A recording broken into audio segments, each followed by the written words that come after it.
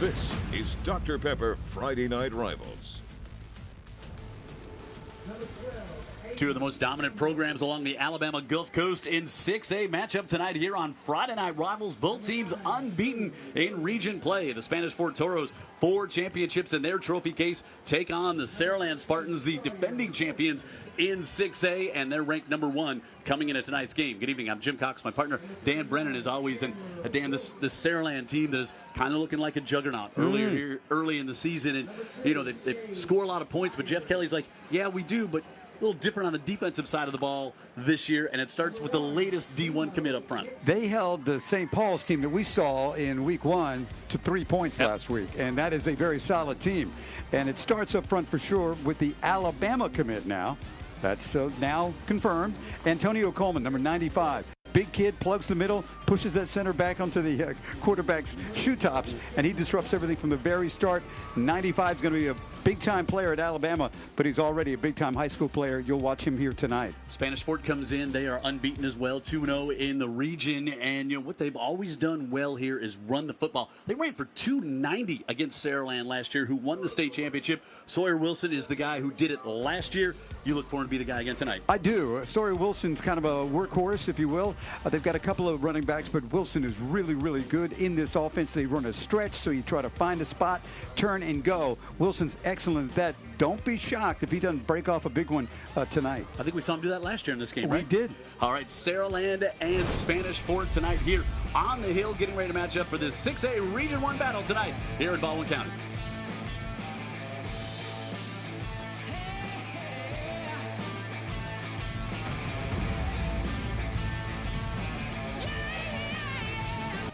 Jim Cox, Dan Brennan here in Spanish Fort, about ready to get this one underway. 6A Region 1 matchup. Let's go down and take a look at the coin toss here tonight, brought to you by the Mobile County Sheriff's Office. And Tim Porter is our referee here tonight. And the toss won by the Toros. And the Toros defer until the second half. So the Toros will put their defense out there to go up against the potent offense of the Saraland Spartans. Head coach Jeff Kelly, his team averaging 44 points a game coming into this contest here. What a run he's had at Saraland. Of course, won the state championship last year. Just that one loss to Theodore, which they avenged in the playoffs and went and got the big victory to claim the first ever state championship for Spanish Fort. On the other side, there is Chase Smith, head coach of the Toros, second season here at Spanish Fort. They come in 2-1 on the year. Saw him a few weeks ago against Blunt. Had a tough loss to open the season against Fairhope here at home. He said, yeah, Saraland's number 1. They won the state title last year. Just come out and play. You're at home. He said, we got to play loose. Yeah. We got to play loose. Yeah. You know, you don't want to. You don't act like Mike Tyson's in the ring. You know, you don't want to give up a couple of big plays and your mind is back in the locker room like, we got to get this over. You've got to play the game and see what happens. Cam Lytle, he's got the big leg. He's got 6 touchbacks on the year, and Chase Smith would love to see another one. You don't want to see right in the middle of the field Ryan Williams, Mr. Football in the state of Alabama last year, back deep for the Saraland Spartans. And Lytle with a quick pooch kick to the other side, grabbed at the 33 and up across the 35-yard line. First down, Saraland at their 33-yard line. Jordan Dees, the tight end, up there to come up with a quick kick, so they decide not to try to boom it into the end zone. Instead, short little pooch kick. We saw him do that against Blunt and actually come up with the football. Yep, we did. So there's KJ Lacey, the Texas commit. He was busy on social media this past Saturday night. I bet he was. Lacey, 576 yards already this season through the air, completing 62% of his passes. 5 touchdowns, 2 interceptions, and he'll come out throwing it. Looking over the middle of the field, and he's got, guess who? Hollywood. Ryan Williams with the first down up to the 44-yard line. 19-yard pickup. And just like that. Yeah, I mean, you know, you talk about Williams, the best player in the state, you know, basically is what people are saying, and he got the award last year. He's going to Alabama. The quarterback is going to the University of Texas. Incredible. Just the 11th catch so far. Santee McWilliams It's going to pick up 9, maybe the full 10. He's going to be very close. He's got more offers than you can count, too. Yep. 170 yards on the year as we look at the starting lineup brought to you by Greer's, Lacey, and McWilliams. We'll also see the sophomore Deshaun Spencer back there. Ryan Williams, he's the guy, Mr. Football here in Alabama. C.D. Gill, Green, Sullivan, Chastain, and Sexton up front along with Martin Dees and Womble. We'll also see the junior Dylan Alfred, who's got 5 catches for 117 yards. Check in there. Lacey looking up top for Williams and had some pressure coming in. I think we're going to see some of that here tonight. Spanish Fort sending some extra to try to get quickly in on KJ Lacey. You know, did you get the sense it's almost like we got nothing to lose kind of attitude by Spanish Fort before the game? Yeah, and you can't just rush forward, sit back, and try to have 7 cover all night. This defense just giving up 10 points a game. Gardner, McConaughey, who has played great all season, 7 sacks already. Freeman and Thomas in the middle. Burkhalter, he's been great all year. Dixon's going to Alabama. Panoni, along with Markel Kyer, Walton, and York in the backfield. And McWilliams gets up to about the 31, and we'll see our first 3rd down tonight. Really good play. I don't know if that's Gardner who they turned that thing back in. That's all you have to do. Let your friends make the tackle. Don't let them get to the edge. And now you got a 3rd and long. 3rd down and 7 coming up. Williams to the bottom of the screen. He's got 3 touchdowns on the year. Mike Smith up at the top. Lacey looks, gets it out of the backfield, and he's got McWilliams, and he's going to be bumped out of bounds. He's going to have it up for the first down. How about that? Just slip him out of the backfield. You need a first down. Quick decision, right, by Lacey. Gets it out there. Just his 4th catch of the year. Yeah. Moves the sticks, and a Roof Doctor's first down, and they're already knocking on the Dr. Pepper Maroon Zone. Let's see what McWilliams has done. Boy, he's had a great year for him last year, helping to lead that ground attack to the state championship. Old play fake, looking for the corner, hangs this one up in the air, back in the end zone. Touchdown, Ryan Williams. And Saraland takes just 2 minutes and 5 seconds to move it down the field. 6th touchdown toss of the year for Lacey, 3rd. Make it 4th of the year for Williams. Okay, watch here. Texas to Bama here. Look at the throw. Look at just the ease in which he throws the football. And he knows that Williams is going to have a step. A&S Calvert touchdown. A&S Calvert innovations in steel strengthened by their people. Now hiring at AMSCalvertJobs.com, and the PAT is good by Tucker Singleton. And just like that, Saraland with the touchdown. They move it down the field, take just 2 minutes. Tell me if you've heard this one before. Lacey to Williams for the touchdown.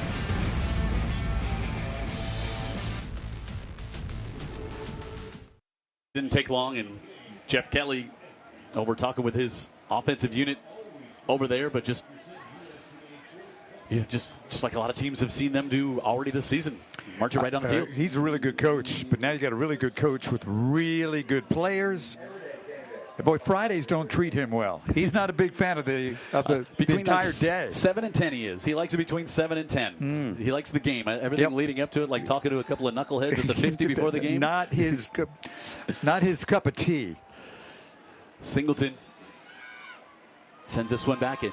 Nemo Hickson back on the field for the Toros, and he's up the near sideline, and he pushes it all the way out to the 38-yard line on our U.S. Army kickoff. And I know Spanish Fort is happy to have that young man back on the field, and now we get a flag at the end of this one as there's pushing and shoving over here on the near sideline right below us.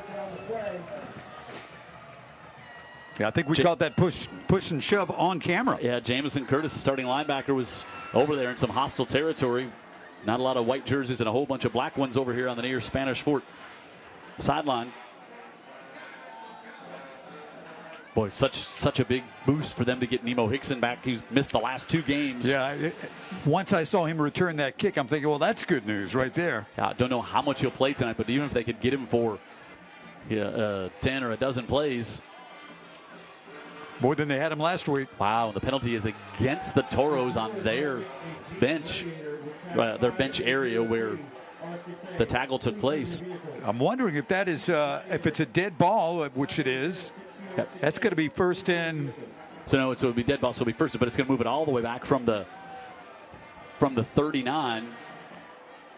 Okay.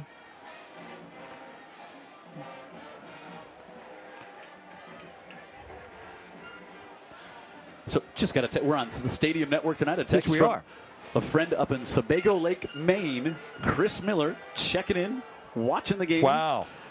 Up in Maine tonight. So I annoy him a little bit, don't I?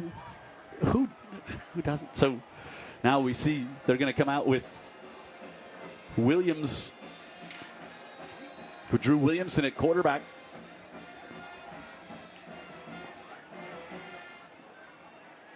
Now Toro's going to change it up.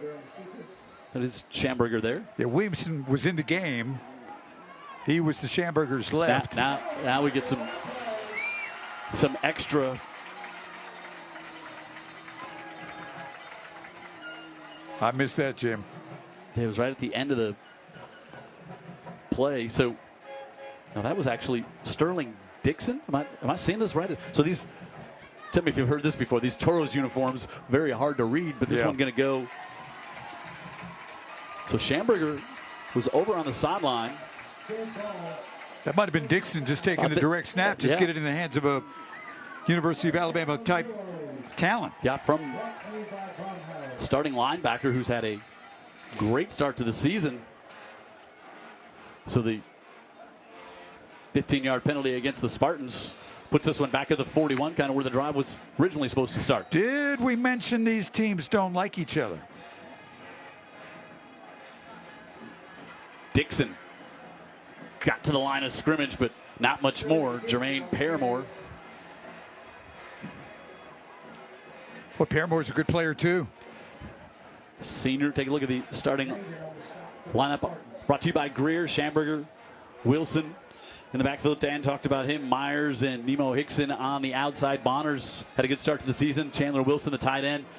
Kind of young up front, but they got Bree Blackman. They like to go behind him, the 2-year starter.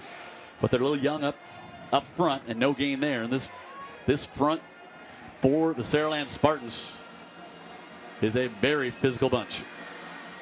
See the pressure there from Coleman. Strung out, pushed to the near sidelines and out of bounds, and another loss. And then Moore. Boy, they were playing through the whistle to start this one here tonight, Dan Brennan. Yeah, and boy, this team looks good defensively. I don't think we've seen them look like this before on the defensive side of the football.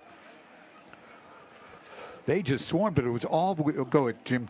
Starting lineup brought to you by Greers, Thompson, Coleman, and Paramore up there. Paramore wearing 88 tonight because they put him in at some blocking on the tight end side. Lafitte, their leading tackler. Bowie coming back off the elbow injury in August. York and Curtis in that secondary. Always strong, it seems like, for the Saraland team. Well, Coleman did exactly what I said he would do in the pregame, and that's push that center back to the quarterback and penetrate. Schamberger in at quarterback now, and 3rd and 14 for the Spartans. Schamberger feels pressure, rolls out, more coming, and he's going to be ridden out of bounds all the way back at the 31-yard line. Paramore, they're giving chase along with Chris Thompson. And the Toros go nothing but backwards on that opening drive.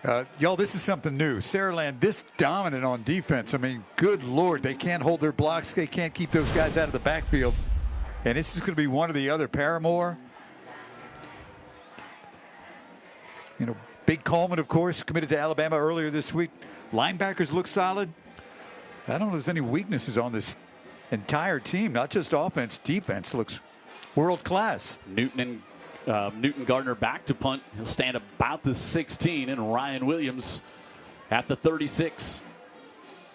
And the punt is blocked, knocked loose, picked up by Saraland, and a Spartan touchdown on special teams. Zion Williams comes up with a loose ball, and Saraland brings the pressure, picks up the loose ball, and they're in for the touchdown. Despite the fact you've got 4 state titles trophies in the lobby here at Spanish Fort, make no mistake, they are a big underdog tonight. And now You've got Saraland scoring on special teams as well. That's where you hope to get your break. Isaiah Bowie, who's coming back, as I said, from dislocated his elbow early in August.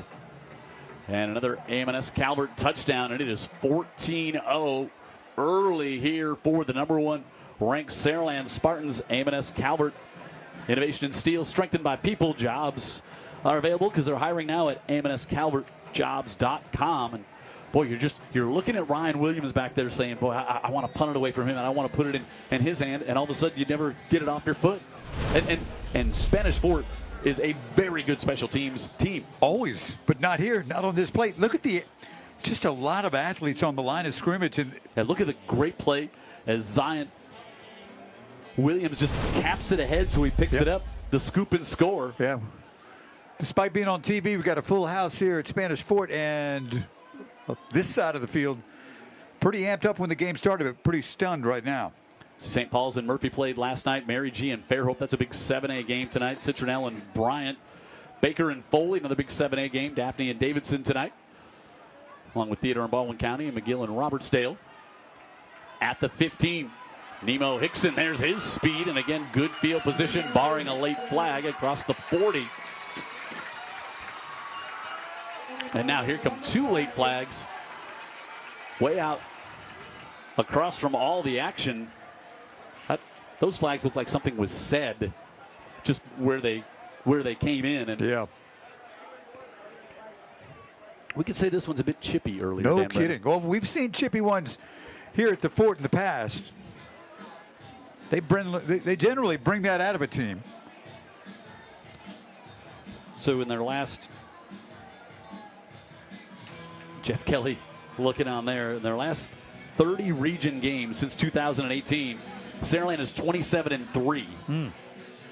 2 of those losses, Spanish Fort, come to Spanish Fort. Yep. Competitive game last year. Yeah, absolutely was. Saraland 4-8 all time against Spanish Fort, but they've won the last 2. It was 35-24 last year. Game we did here on Friday Night Rivals. That was back in Mobile County. This team just looks different, Jim. Yep. Looks like going to be offsetting penalties here. So both coaches trying to get an explanation. Jeff Kelly gets one on the far side, and then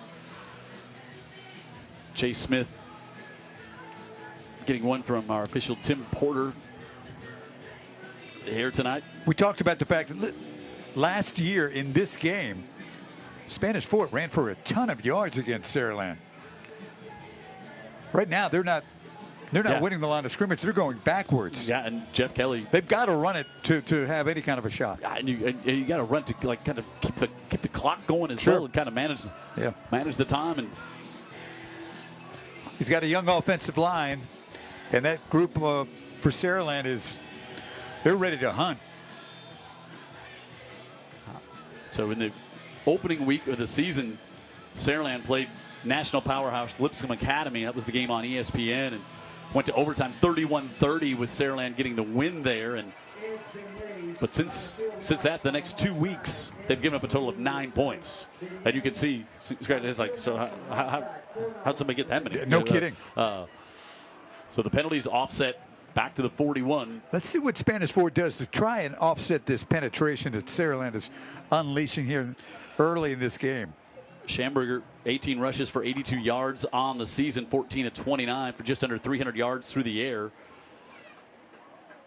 1 touchdown and a couple of interceptions. But they got to do something to give him a little time. If he has to throw it a bunch tonight, it's not going to go well for Spanish Fort. No, I don't think they will throw it a bunch. Yeah, regardless of how this game goes, I don't see them trying that. And I don't know that'd be the answer either, simply because of the rush from the front 4 of Saraland. Spanish Fort maybe trying to find their identity a little bit here offensively early in the season. Scored 14 points in their loss to Fairhope to open up the season, and then put a big 44 against Blunt, who's trying to rebuild things. And then last week won by a score of 14-13 up at Baldwin County. And now the officials having a tough time getting this going, and Jeff Kelly out there having a bit of an animated conversation with Tim Porter, the referee.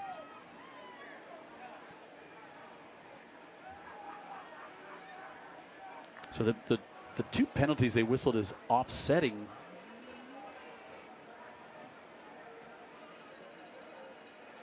I don't know what Jeff's saying. He believes every word of it. We didn't get hear the answer. I'm wondering if they may have got a number wrong on the player who it was called on, because could be, and you don't want to have. I'm not sure about the. So we didn't get the number. So anyway, now Tim Porter says, let's play here.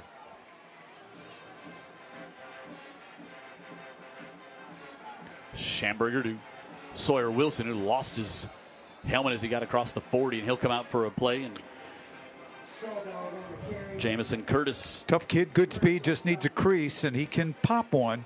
But this defense is really coming off the ball, really striking the Spanish Fort offensive line. Wilson, he's been their bell cow. 48 carries coming in tonight, 231 yards, 2 touchdowns.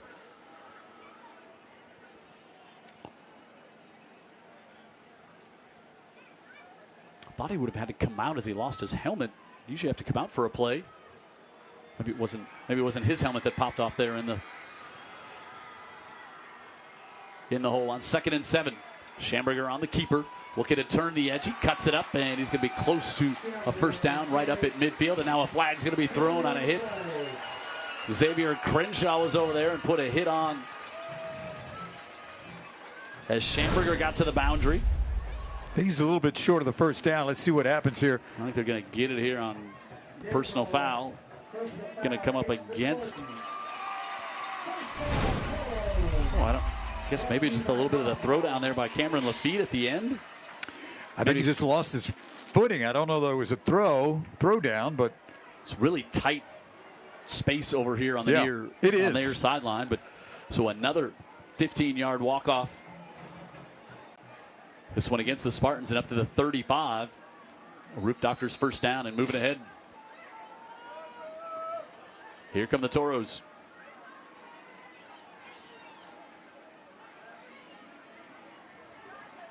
Schamberger to Wilson. Wilson has a little crease, but then that was closed up quickly by Cam York. Senior 3-year starter.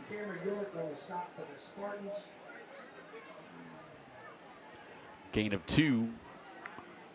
It's a good linebacker. Bowie's a really good linebacker, too. Curtis is really looking at the names. I'm like, well, he's good, too. Yeah, where's the weak spot you want to attack on this defense? Don't see it. And for a team that likes to run the ball and would prefer to run the ball tonight, this is going to be quite a challenge. Schamberger looking to throw. Zings it out, able to get that one complete to Nemo Hickson, who's, as we said, missed the past couple of games, but Nixon was going down, so it's going to bring up 3rd and a long 2, maybe 3rd and 3. Good to have Hickson back for sure. Got to give that team a little confidence. Very good player. Yeah, just his second catch this season after sitting out the last couple of games battling a nagging injury, and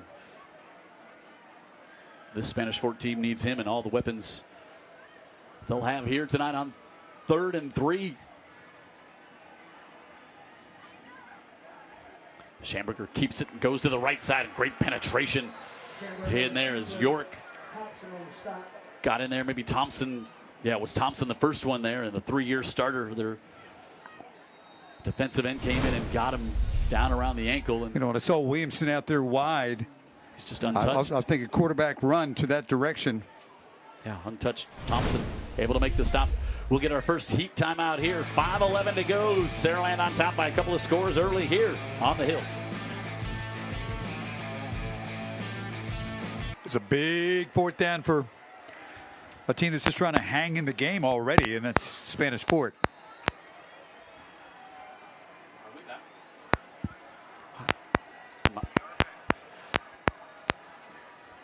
Here we go. Big 4th down coming up. Schamberger.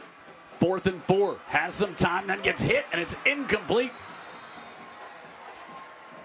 Again, coming in, Chris Thompson. He had a little time there, but had no one open downfield, and the Spartan defense forces the turnover on downs. Thompson's 230, Coleman's 265, Paramore's 270. That's the interior of that line, and they are dominant. Yeah. Thompson, who's got 5 tackles for a loss and a sack on the year, almost had sack number 2 on that one. Now if you're the Now they spread you out with some of the best athletes in the state. Sante McWilliams there in the backfield. KJ Lacey, if you're just joining us, the Texas commit at quarterback.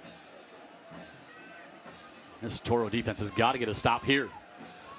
Looking, he's able to come to C.D. Gill this time, and Gill gets that one up to the 43-yard line. Gain of 14 on the play. Roof Doctor's first down. Doesn't it remind you what Alabama did with Tua? Quick slants with great athletes. And they are often first downs and often become more than that. Up near midfield already for the top-ranked Spartans, C.D. Gill. That was his 13th catch on the year. More people checking in, watching on Stadium. Brian Husky in Glendale, California, checking out this game tonight. Nice. Suburb right of Los Angeles, right there by Burbank and Hollywood. There's Hollywood on the field. Yeah. Streaking up the far side. Lacey fires up to C.D. Gill, and he's got it at the 28-yard line. This one may be coming back. Flag up at the 45.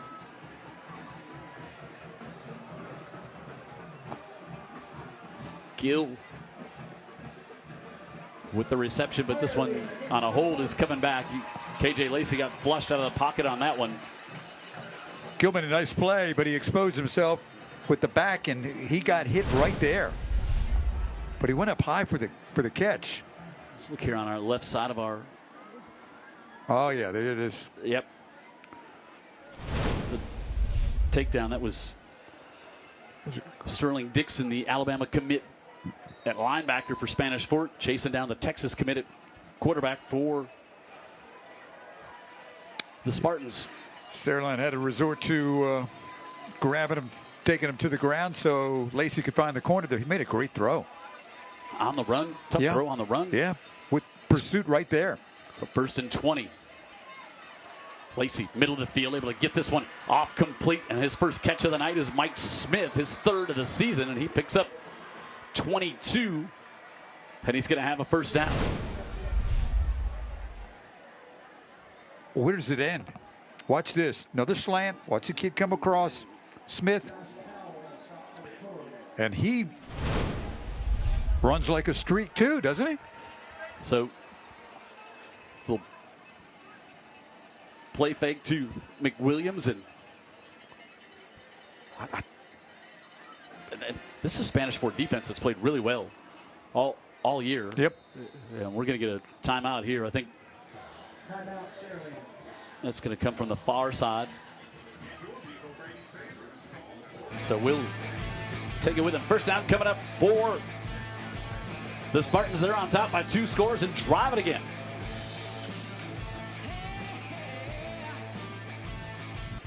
Hey, we've teamed up with Dr. Pepper and Coca-Cola Bottling Company, united to bring you the ultimate high school football experience. Thank you to Dr. Pepper, our title sponsor tonight. Jim Cox, Dan Brennan here at a place they call the Hill in Spanish Fort, and the Toros playing host to the Spartans, and now we'll split out KJ Lacey and Deshaun Spencer, sophomore running back who has had a big year so far, 243 yards and 3 touchdowns already, but trouble on the snap there. Snap was good, Jim. Yep, he just didn't. Right through his hands. They really like this young man, just a sophomore. Not enough penetration from Spanish Fort to fall on the ball, which is something they really needed right there. The conveyor belt just keeps coming here. Yeah, I mean, Michael Smith, was it? Number 6, man.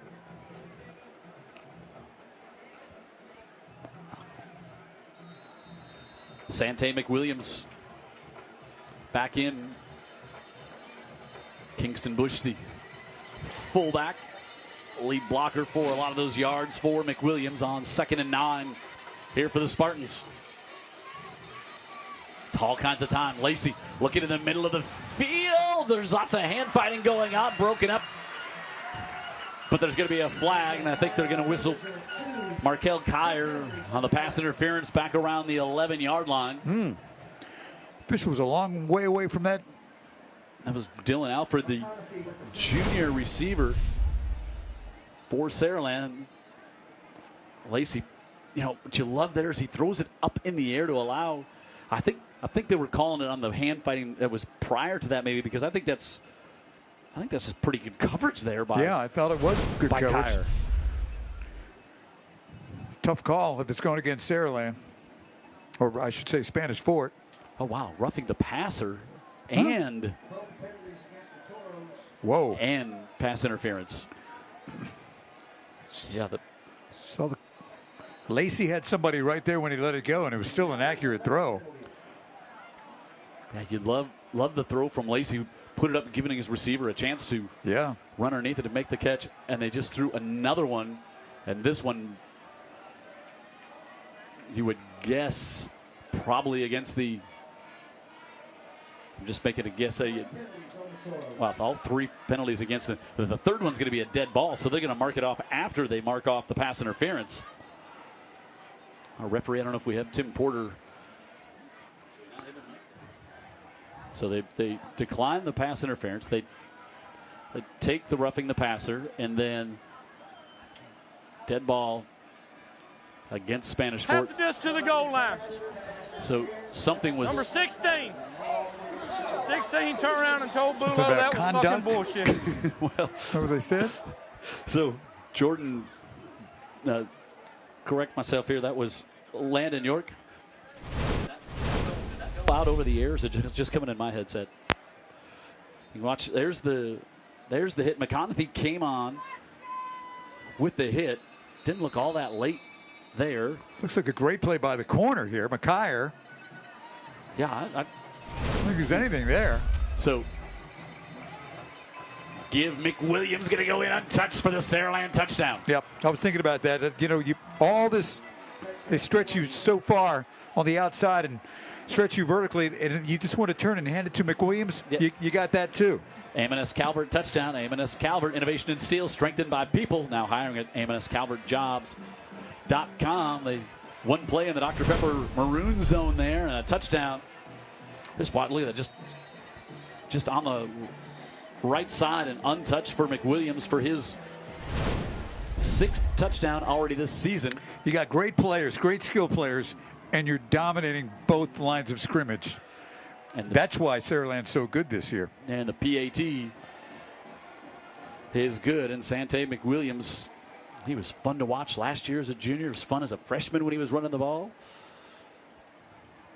And, hey, I want to point out here, this is the Spanish Fort student section here, all dressed out in yellow with, you see a lot of the yellow ribbons around with childhood cancer awareness. That's also our Coast Guard, United States Coast Guard school colors cam, and good job by all the Spanish Fort student body with yellow pom-poms tonight as well. Look. Just coming right get out at of here, right? I mean, it's just like, wow, they own the corner. Wow. Offers from Arkansas, Florida State, and Michigan. And more to come. Probably more to come.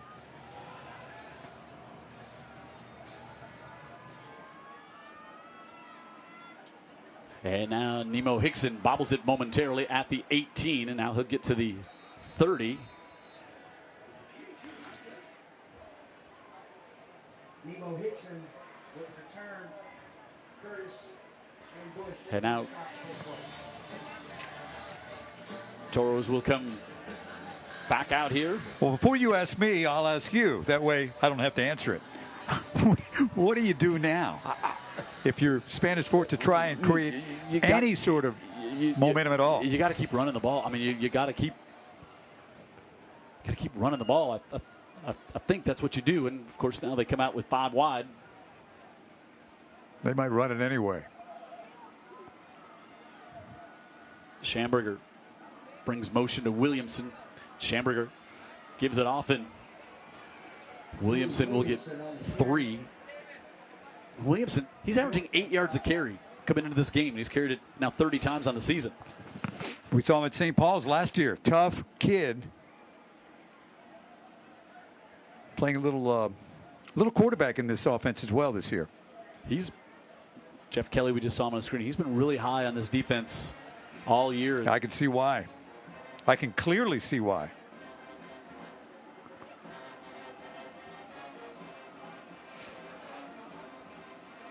Schamberger quick out to the far side, but even quicker.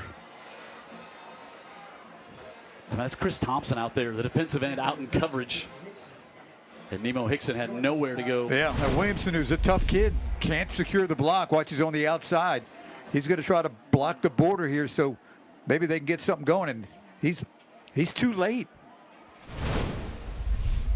So great talent and great intensity is what I see from Saraland, especially that defense. There's Coleman in the middle of the screen, 95 that Dan talked about in the pregame show, just committed to Alabama this week. He's just a junior. And 3rd and 8 now for the Toros. Schamberger, pressure coming from the backside, airs it out. His man's got a step, but he just put it over the hand of his intended receiver, and it's incomplete. Oh, boy. Boy, that was Justin Bonner had a chance. almost a quick 6 right there. He had 2 receivers that had a step. He picked out Bonner and just missed him. That last scoring drive, 4 plays, 71 yards before the McWilliams touchdown. And scoring drive brought to you by the Mobile County Sheriff's Office. And boy, for Schamberger, you had a chance and made a nice ball there. But Bonner, the sophomore, who has got their long touchdown reception of 52 yards on the season.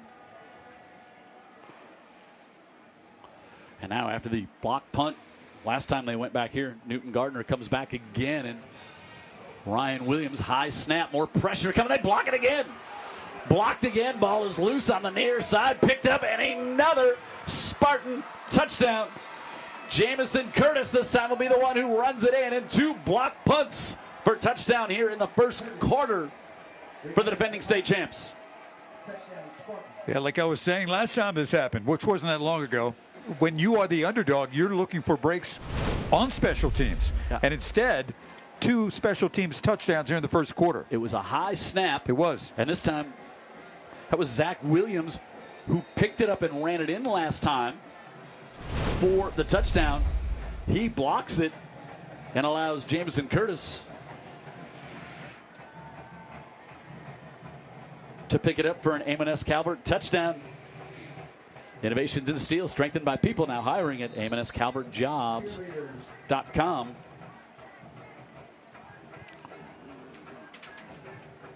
Well, we've been at Spanish Fort for a lot of football games. And We've never seen one start like this. Singleton with the PAT, and it is 28-0. And we are not through 1 quarter. More games to tell you about going on here around the Alabama Gulf Coast tonight. Faith Academy and BC Rain, Alberta and LaFleur. Gulf Shores leading UMS. That's a big 5A matchup at the beach tonight. 3-0 Gulf Shores on that one.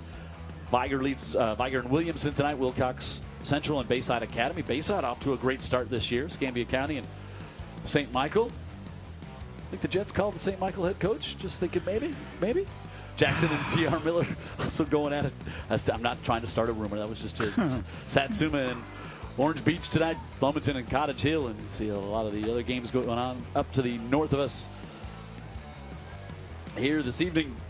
Not every viewing area can brag they've got a quarterback who may be called in when an NFL quarterback goes down. Phillip Rivers, the head coach that we're talking about there. St. Luke's in Washington County tonight. Leroy in Choctaw County.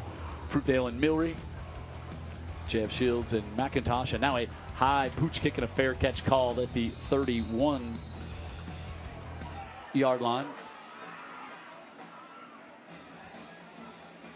Did you mention these teams maybe aren't particularly fond of one another, Dan? Did you mention that earlier? I think you mentioned that, didn't you? These teams maybe not. A lot of love lost between. No, you've got the fans are on high alert looking for action that happens right at the end of each play. They're yelling at the refs to get their attention. Biger leads Williamson 6-0 in that game. Faith Academy on top of BC Rain 13-0. 7-7 Theodore and Baldwin County. Keep you updated here on this one. Spanish Fort looks like a good, solid high school football team. Yeah, they're playing in a. Saraland looks like something else. Yeah. Saraland looks better than the team I wasted 3 hours on watching Sunday afternoon. I'll tell you this. First down here. Has the city of Chicago been very forgiving of the Bears? They have not, nor should they. Sawyer Wilson. We might have more time to talk about that, my frustrations in the second half of this one. Dan Brennan. Okay. Sawyer Wilson, Stan talked about. With the carry there to pick up 3. They're taking their time, no hurry at all with the play clock. They just want to get out of this quarter. Run it one more time here. Don't stop the clock. Get out of this quarter and kind of reset. Trying to turn the corner, and right there is Antonio Coleman and Nemo Hickson. Hickson giving up about 100 pounds on that tackle there. So the defending 6A state champs, our first time to see them. They are as advertised on top 28-0 through 1 here on Friday Night Rivals. Brought to you by Dr. Pepper.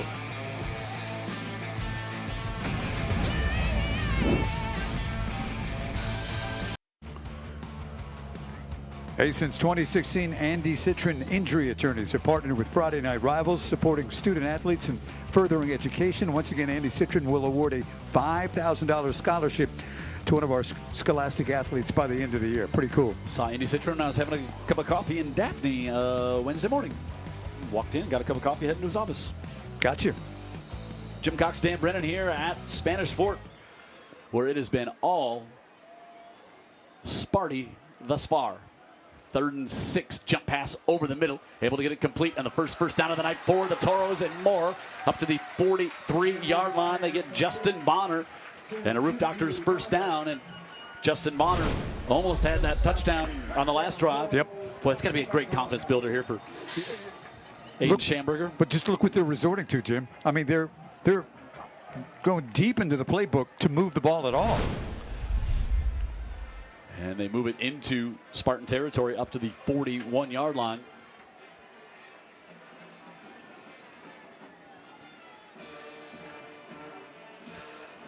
Schamberger looking to get some blocks to the outside, and nothing doing there as Jamison Curtis fought through the block and then dropped Schamberger all the way back at the 47-yard line. He loses his helmet, so he will come out for a play. He went right through it. You know, I swear Williamson's one tough kid, but he dropped his shoulder. He dropped his shoulder and won that in one strike. Watch here, Williamson, the blocker.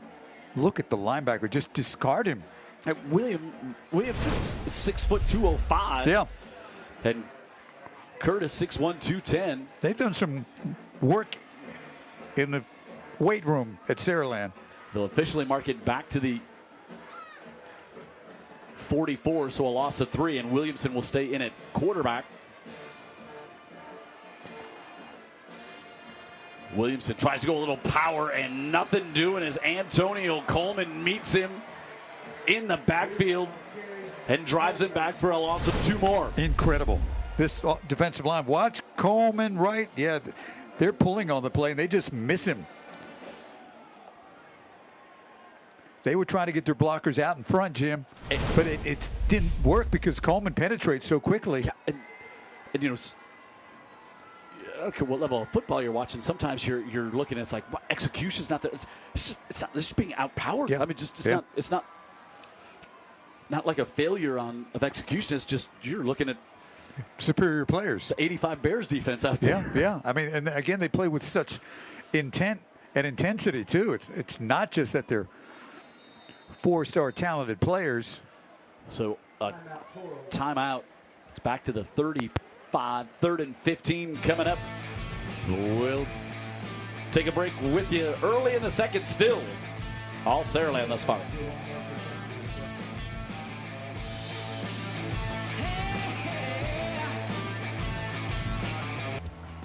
Chase Smith, head coach of the Spanish Fort Toros took a timeout there on 3rd and 15. Aiden Schamberger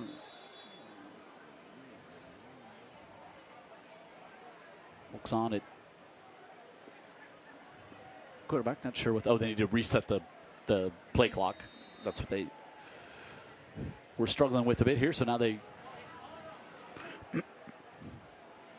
do, and here comes the Toro offense out of the timeout. Schamberger steps up, nowhere to throw to. He'll pull it down, and he'll get to the 40, and he's going to pick up about 6. And it's going to bring up 4th and 9 at the 39.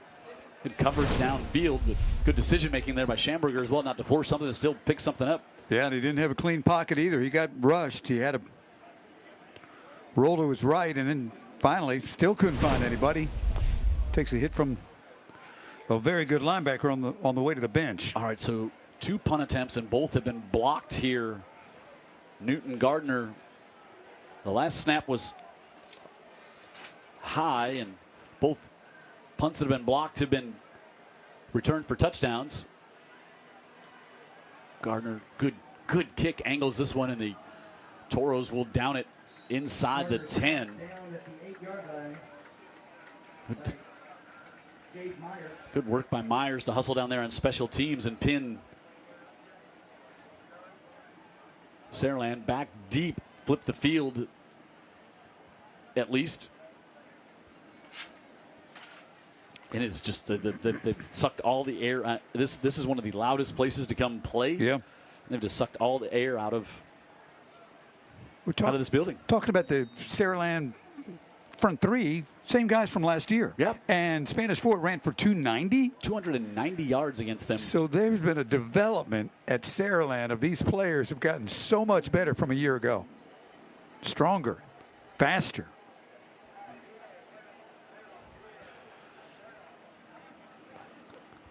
Lacey gives this one off to McWilliams, and he'll get up to about the 15 when he steps out of bounds. He'll get 7 on first down. Walton on the stop to the throw. Hey, you look at that pretty simple play, but there's 7 yards now. It's 2nd and 3. I mean, just absolutely. McWilliams is he's gonna have a chance to have a big second half. Brett West is the defensive coordinator for this Saraland team, and he's been with Jeff Kelly a long time, and he's proud of what he's done on that side of the ball for this team. 2nd and 3, Lacey rolls out, flips it out, able to get it complete. He's going to have the first down as Mike Smith has his 2nd catch of the night, and now flags at the end of this play as well. Is that the Saraland receiver that came in to block late in this play? Watch, Williams makes the play, and didn't see it at the. Somebody came in to join the party, and Smith with his 2nd catch of the night. Personal foul is going to be whistled against the Toro defense. Oh, wow. Wow. So you have them kind of pinned back. They get the first down, and now suddenly you're going to be all the way out across the 35-yard line now. This Spanish Fort, they've always played with an edge on defense. They've always been a very aggressive play through the whistle defense. 100% agree. Now up to the 36. And you forget about, how good is the quarterback too? I mean, there's just so much. He's just little team called Texas wants him. Led him to a state championship as a sophomore. Comes over to C.D. Gill. Gill splits a tackle, and he's up to about the 43-yard line. And very methodical now, Jim, like somebody sitting down and putting together a jigsaw puzzle. Yeah. No panic, no hurry. Well, and all the attention goes to number 1. All goes to Ryan Williams. You got to take him out of the game. Well, okay, we're going to cut you by 1,000 cuts then. No doubt. Or die by 1,000 cuts, I guess, is the better way to. Gill's a really good player and has been playing a long time too. And not sure what Tim Porter is.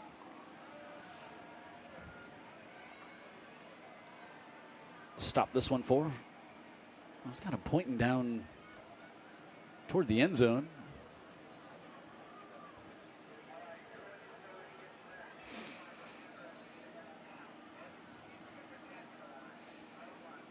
I'm not sure what. Maybe, maybe the play clock. It was working. Was working fine, but the scoreboard. If you're Spanish forward, it's not the numbers we want to see up there, but it's working. So maybe we'll see if they. Yeah, it looks like the play clock is the issue is just sitting at 0, so they'll keep it on the field.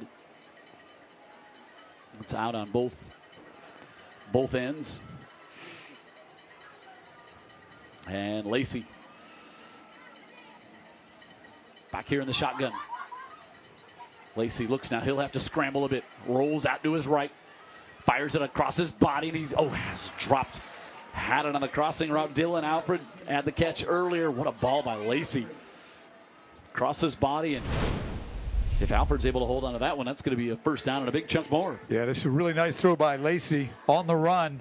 A little bit across his body, but maybe a shade behind. Just a bit, but certainly catchable. If you give him time, someone's going to be open out of this core of receivers. So 3rd and 2. Again, up at the top of the screen, number 1, Ryan Williams, Mr. Football in Alabama last year. Double pass. Double pass. Swing it out. They look for Williams, and it has to wait for it, but he's got it. Williams up the sideline. He's going to be forced out of bounds around the 10. Brooks Womble took the pass from KJ Lacey. Dan sniffed that one out early. Well, the angle that they threw, watch, he throws it well behind himself, almost at 5 yards. And if Womble gets his where it needs to go, a little further out in front. Yeah, the state champ in 100, 200, 400, everything. Like he's gonna take it in, right? Going to go in. But he does get it all the way down to the 13 and moves him into the Dr. Pepper maroon zone. Second catch of the night for Ryan Williams. Just a junior. You know, he committed to Alabama early. Won the Mr. Football as right? a sophomore. Yeah. Sante McWilliams still on his feet, pushing ahead, and knocked out of bounds. The flag in the middle of the field at the near hash. Might be a hold where McWilliams was trying to fight through there. That's a powerful 175-pound kid, isn't it? Yeah, and he's 5'9", so he can kind of get down low and lost a little bit behind those big offensive linemen. Unless maybe somebody reached down and got the face mask there.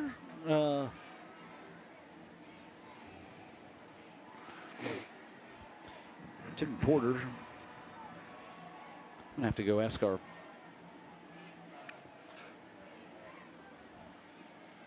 our official out on the field. Yeah.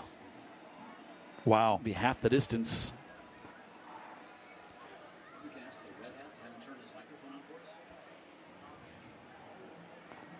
So just half the distance penalty coming up here in Saraland. Again, they got 28 points, Jim. They've only driven it for 2 touchdowns. The other 2 blocked punts, pick it up, scoop and score. 1st and goal here at the 3-yard line and they split Lacey out again, and Ryan Williams, who's rushed for a touchdown, might have seen him do that against Lipscomb Academy, and now puts his head down, and it's going to stop him just short. I like to do it in this short yardage situation. Bring up 2nd and goal. Looks like Williams thinks he reached it over. He didn't get the call. And he is inches away. Yeah, the nose of the football nearly touching the line here. And now we'll have Lacey. So he's going to go up under center. Kingston Bush, the fullback behind him. Tail of the tandem. McWilliams, but they'll just go on the little bit of a tush push there for I think you're right. KJ Lacey, and he's in for the score. But I say there is a flag now. So the touchdown is negated momentarily. Oh, boy. Going to come back 5.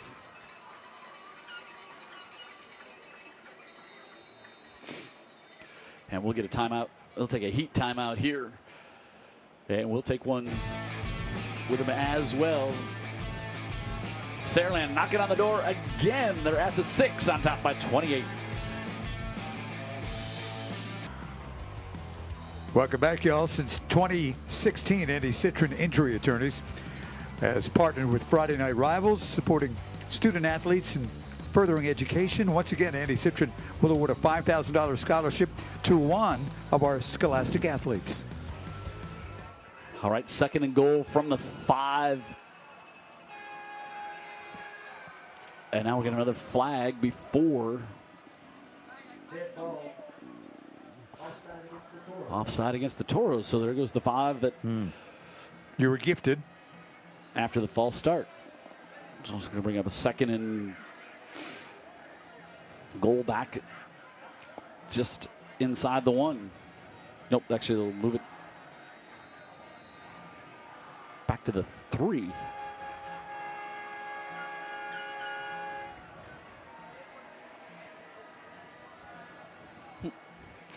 Thought he was at the 3 when the drive started, when Williams ran it down to the 1. Yeah, I agree. I'm not sure what's going on here. Yeah, I think the ball's been marked. Yeah, it should be marked. Saraland's going to take a timeout. Maybe I'm confused, but I think 2nd down, 1st down got it to the 1 or inside the 1. and then he pushed it in, which was going to be the touchdown, but they said no. So they backed him up 5. Jeff Kelly taking this opportunity to do anything but go easy on his kids. I mean, Yeah, this is coaching right here. He's keeping their heads in the game. There's no high-fiving going on there from him. He wants a full game out of these guys, and he's letting them know it. Some more scores pass along. Daphne on top of Davidson, 35-14. Baldwin County leads Theodore 14-7. Mary G leads Fairhope 10-7. Big 7A game. Baker leads Foley 21-14. Still 3-0 UMS trailing Gulf Shores. Viger with a 12-0 lead over Williamson. Faith leads BC Rain 20-7.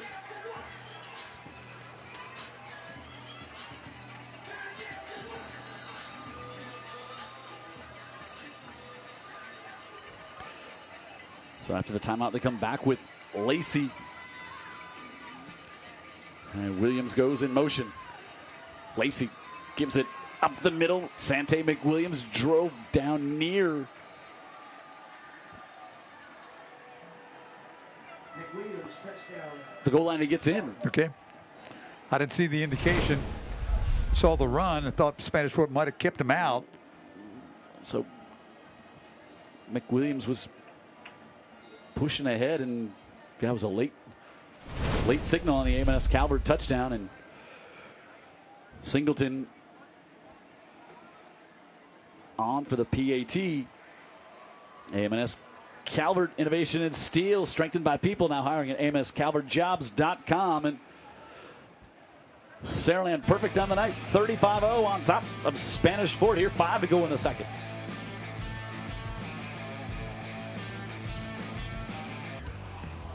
Jim Cox, Dan Brennan, and our Friday Night Rivals crew here tonight in Spanish Fort. It is 35-0.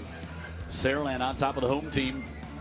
3 offensive possessions, 3 touchdowns, 2 blocked punts for touchdowns for Saraland. And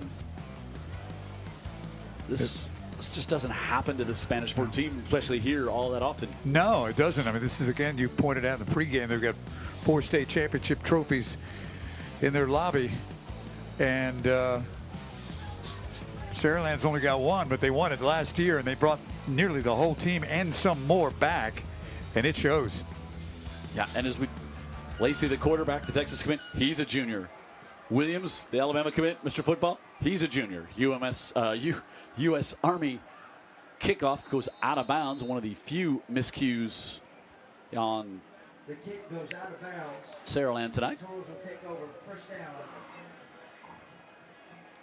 You know, they can't run their stuff because They have no time. no, they have no time. There was just it's constant penetration by the Saraland front three.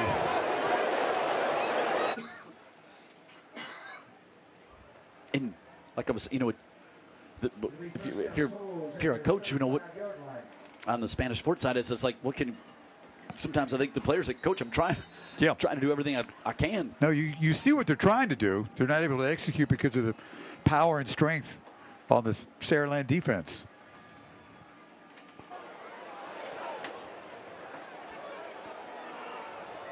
Looked like there might have been movement up front.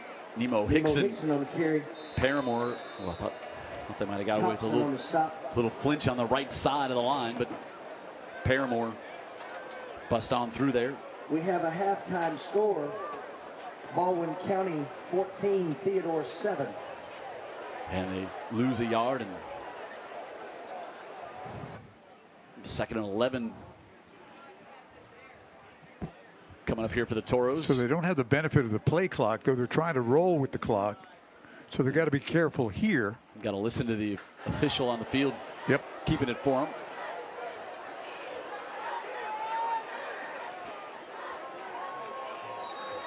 And now, that time they didn't get away with the movement up front.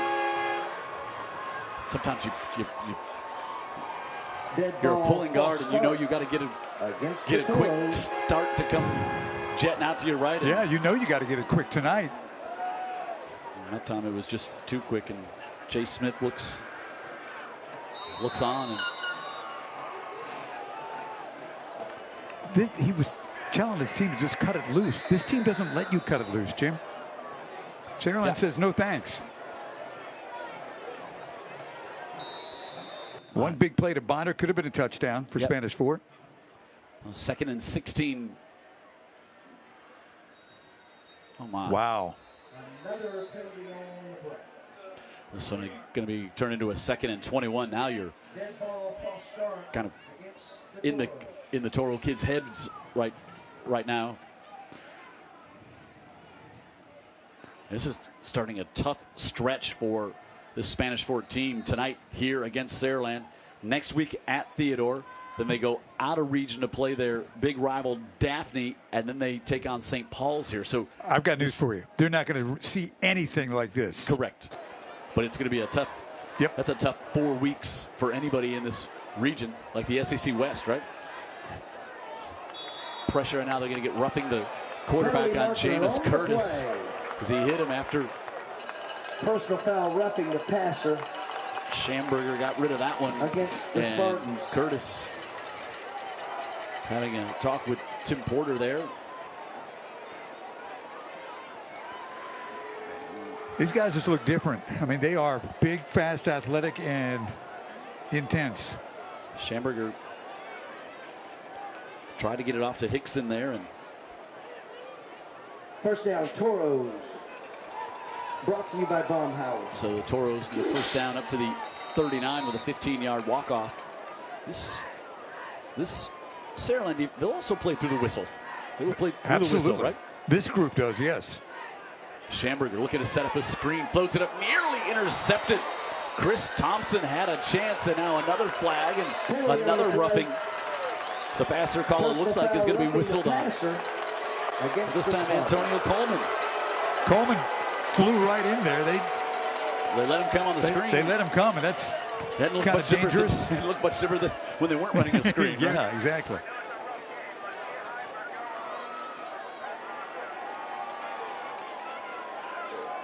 So it'll move it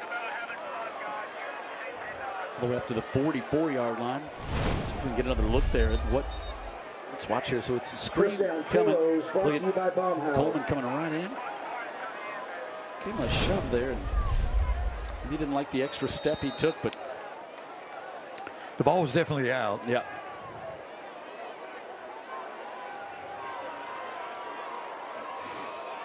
Coleman, who Dan highlighted in the pregame show, just committed to University of Alabama. He's a junior.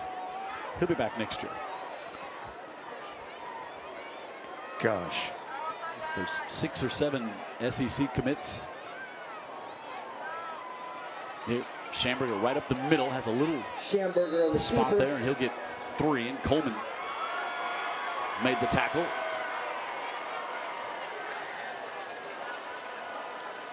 We're inside 3 minutes now. On the stop. They don't leave you a lot of Second down, options Toros. when you're fiddling through your winning offensive plays. Coming up at halftime, Dan Brennan will be down on the field for our local 5:05 halftime show. Talk to both superintendents. He'll also hear from Jeff Kelly as he heads off the field. And 2nd and 8 coming up. Motion to the near side. And Sawyer haven't been able to Wilson on the get to carry. Sawyer Wilson hasn't had a lot of touches tonight. No. Coleman again in there disrupting And things. Coleman on the stop. A lot of one-on-one battles being won by the guys in white and red all night long.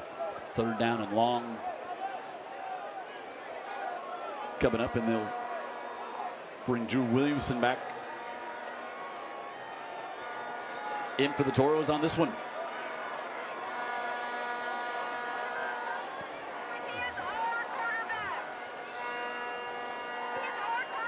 Schamberger rolls out, then reverses, still has pressure coming. This one almost intercepted. Boy, Jermaine Paramore Schamberger's pass incomplete. almost had a chance to pick that one off. And that was because of the pressure coming by Isaiah Bowie. Watch. They are absolutely relentless. A little reverse pivot here. Turns his back to everybody, which is dangerous when you consider this group. All right, Newton Gardner got the last punt off. Ryan Williams stands at the 11. 2 block punts for touchdowns already tonight. More pressure coming there. That forces Gardner to send this one to the near side. No, did not. Let's see how far the official comes up. Boy, he's still jogging up to the 30-yard line. Wow. So a punt of just 13 yards. But you don't blame a punter. With all the pressure coming, and Jamison Curtis was rushing right in on him there again.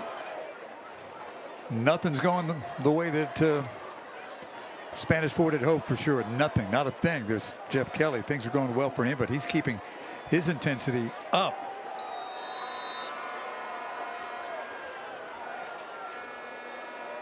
Jeff Kelly, 13th season here in Saraland. Inside give, and this is the sophomore we told you about, Deshaun Spencer. And Spencer picks up a 1st down. Spencer on the carry. Walton on the stop. Moves it up to the 43-yard line.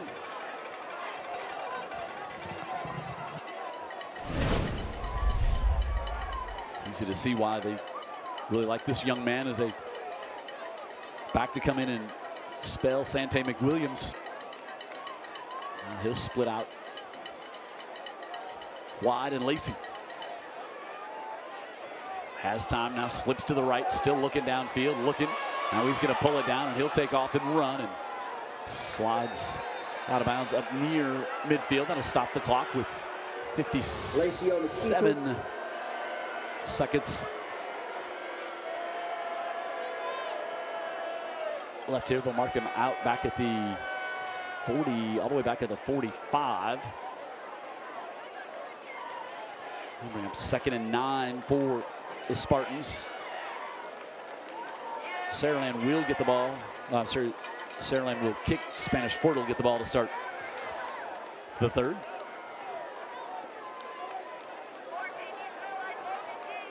And they'll empty the backfield again for Lacey, and now they'll bring Deshaun Spencer. And he'll take the handoff, and Spencer busts it right up, and he's going to be near the stick, just a yard short. At 3rd down. Coming up here, and Saraland will take a timeout. No taking the foot off the gas here late in the 1st half. This will bring up 3rd and about 1 for this Saraland team. As I said, going back all the way to 2018, 27-3 in the region. Lost to Spanish Fort in 2018 and 2020. Lost to Theodore last year, but then beat Theodore in the playoffs in the semifinals to go to the state championship, where they won the 6A championship. And Saraland has been dominant in this region. Well, we talked about the juniors and underclassmen on this team, and cupboard's still stocked, very full up there in Spartanville.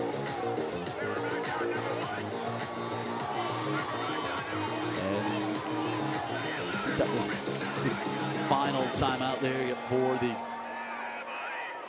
Spartans here with 49 seconds.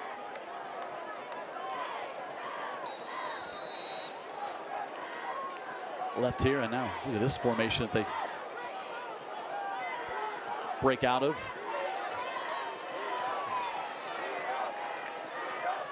Lacey steps up in the pocket, middle of the field, looks, and he's able to get it to C.D. Gill, who takes a huge hit, but holds onto the football. Landon York put a huge hit on C.D. Gill, but Gill held on. And there's a flag there, and this might be targeting. Let's see, watch over the middle.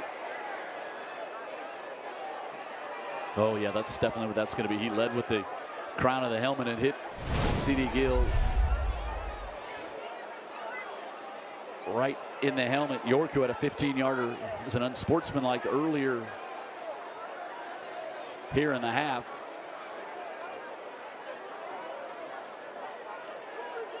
Tim Porter called it the helmet-to-helmet contact, and Play. Personal foul. Blindside block.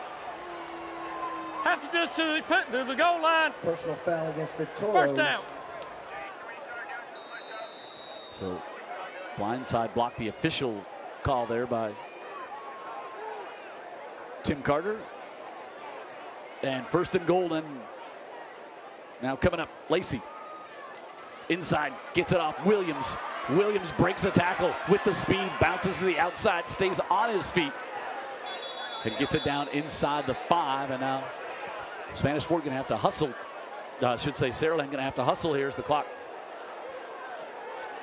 ticks down to 10. And Lacey will come up and put that one down in the dirt and stop it with 7.4 seconds left.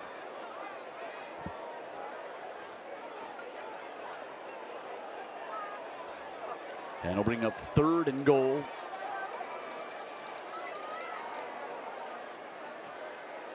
And McWilliams stays in there. Williams split up to the top of the screen. Lacey sidesteps some pressure, looks to fire to the back of the end zone, and he's got it. Touchdown to the tight end, Jordan Dees, with just 1.8 seconds left on the clock.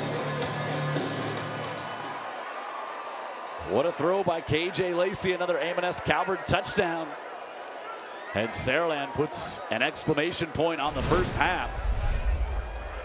Lacey did a good job to get up there and spike that one, fakes the handoff.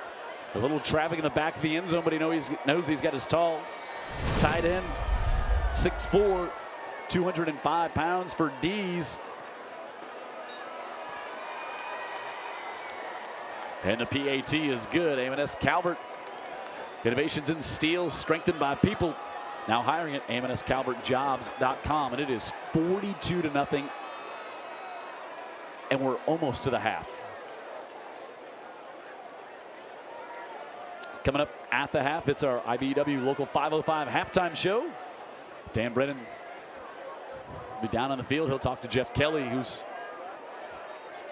will be heading off with his team here in just 1.8 seconds, and then we'll hear from both superintendents of tonight's schools. Tucker Singleton ready to kick here for Saraland to maybe close out this first half.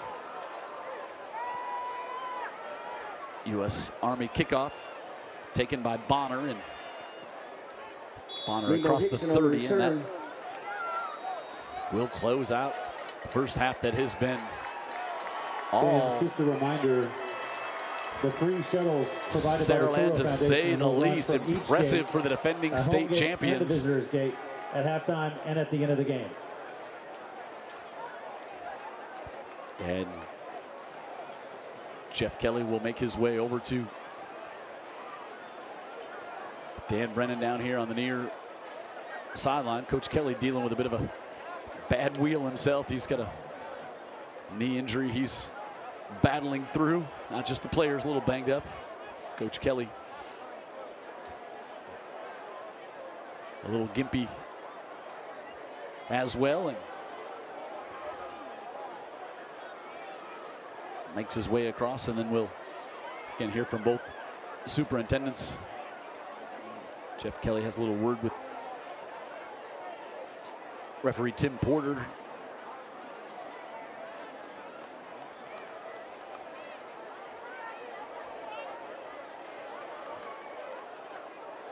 Let's see, there's Jeff Kelly moving around pretty good on that knee there, showing what he was questioning with Tim Porter, and now he's made it down with Dan Brennan. Dan.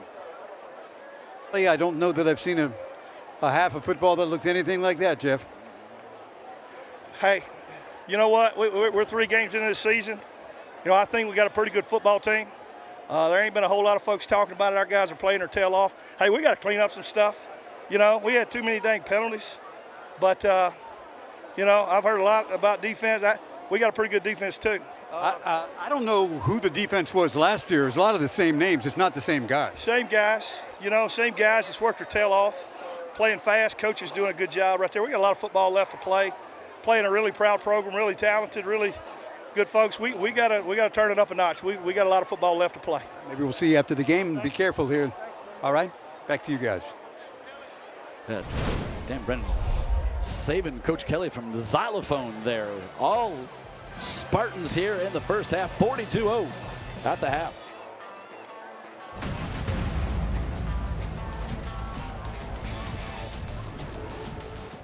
Ladies and gentlemen, the Saraland City Schools is proud to present the Saraland High School Spartan Sound. The Superintendent of Saraland City Schools is Dr. Aaron Milner. The Principal of Saraland High School is Mr. Brent Harrison. The band is directed by Chase Davison, Drew Ellis, and Blake Bodie. The color guard instructor is Avery Kelly and Kayla Covington. The dance instructor is Lisa Kelly. Today, the Spartan Sound will be performing their 2023 competition show titled Love Is. The Spartan Sound is under the field direction and leadership of Drum Major Ella Criswell. Drum Major, is your band ready?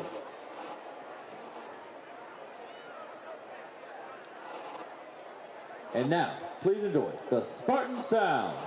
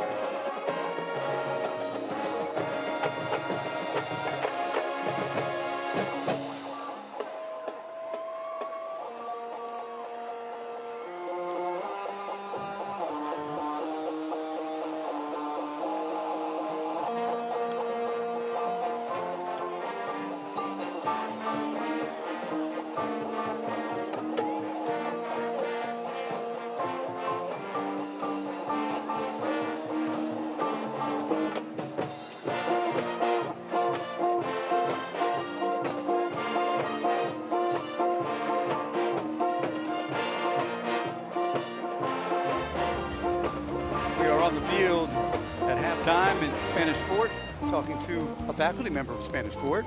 Rowena Coleman. And also a student. Ellie Caroline Blackman. Good to have you here. We wanted to talk about the Special Needs Outreach Program. Can you talk about that and the role you each play?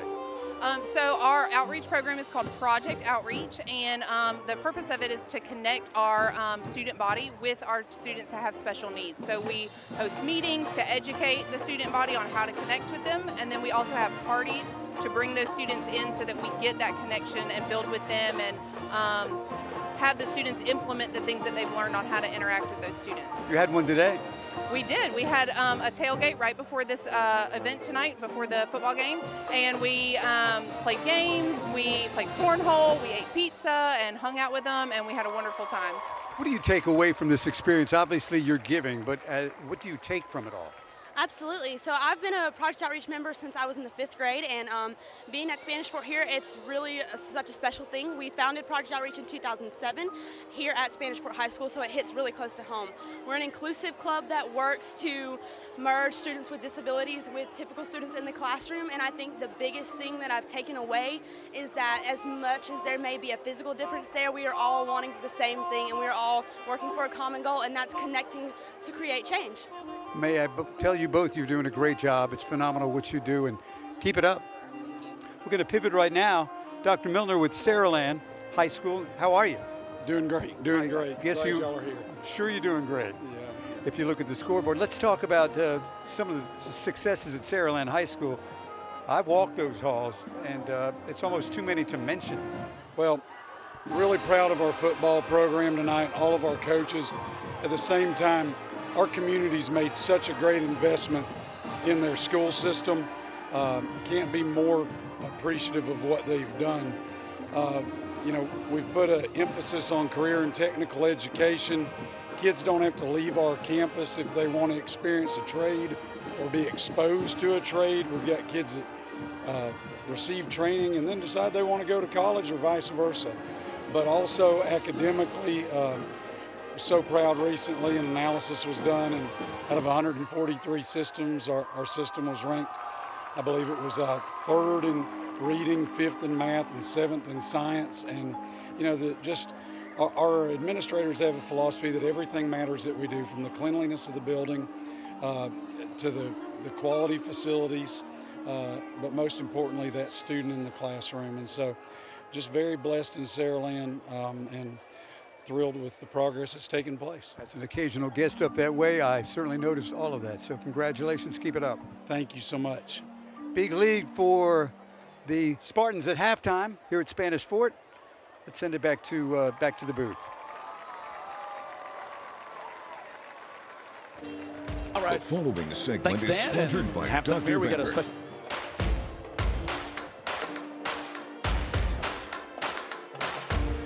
Coca-Cola Bottling Company United and Dr. Pepper, again, it is really in our DNA of what we do in the community, is being involved and giving back. We are a part of a lot of things that happen in Mobile and extremely proud of that. You take the Senior Bowl. We're a major sponsor of the Senior Bowl from day one. Minute One's a big part of the community here. You look at the Alabama Deep Sea Fishing Rodeo that's here, just had their 90th year. Well, we were the original sponsor 90 years ago and still there today, along with many other things, from the Shrimp Festival that happens down in Gulf Shores. Actually, it was one of our Coke employees that helped partner to bring the Shrimp Festival to Gulf Shores, and to see that grow time and time and year after year after year to what it's become today is just really what we do. And being a part of the community is something that, to be honest with you, I really get excited about.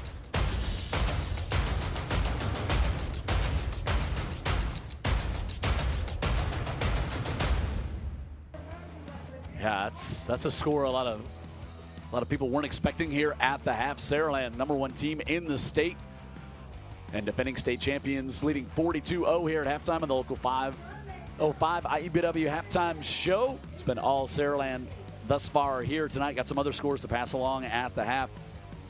7A Daphne putting up big numbers again this week, leading Davidson 42-14 at the half. Foley has rallied back. They lead Baker 28-21 at the half. Baldwin County leads Theodore 14-7 at the half. Third quarter, Gulf Shores leads UMS 10-0. St. Michael leading Escambia County 21-12 at the half. 17-10, Mary G on top of Fairhope. McGill leads Robertsdale in the third, 31. Nothing, still 12-0 Viger over Williamson in that big rivalry game there. Faith Academy and BC Rain 20-13 in the third. And Bayside leads Wilcox Central 27-16. Those bunch of our other scores going on here on this busy Friday night. Here on Friday Night Rivals, we're in Spanish Fort. Take a look at what Saraland has coming up after their game here tonight. Boy, the season started off that big nationally ranked powerhouse. Lipscomb Academy came down. It was a slugfest, overtime. Saraland able to get the victory and then beat Murphy 54-6, and then the score that was surprising to some, 47-3. I don't think it was so surprising they beat St. Paul's, but the margin there, and now it's 42-0 at the half. They got Robertsdale next week, then Foley at home, and they go to Blunt, host Baldwin County, open, then Theodore and McGill to close out the season. We will see this Saraland team. We will see them when they take on both Theodore and also McGill. When they take on Theodore. That should be that 10-27 should be at Theodore. That's the game we'll do. They've already played Murphy. Got it. Or that's the Spanish Fort schedule that I was getting confused about.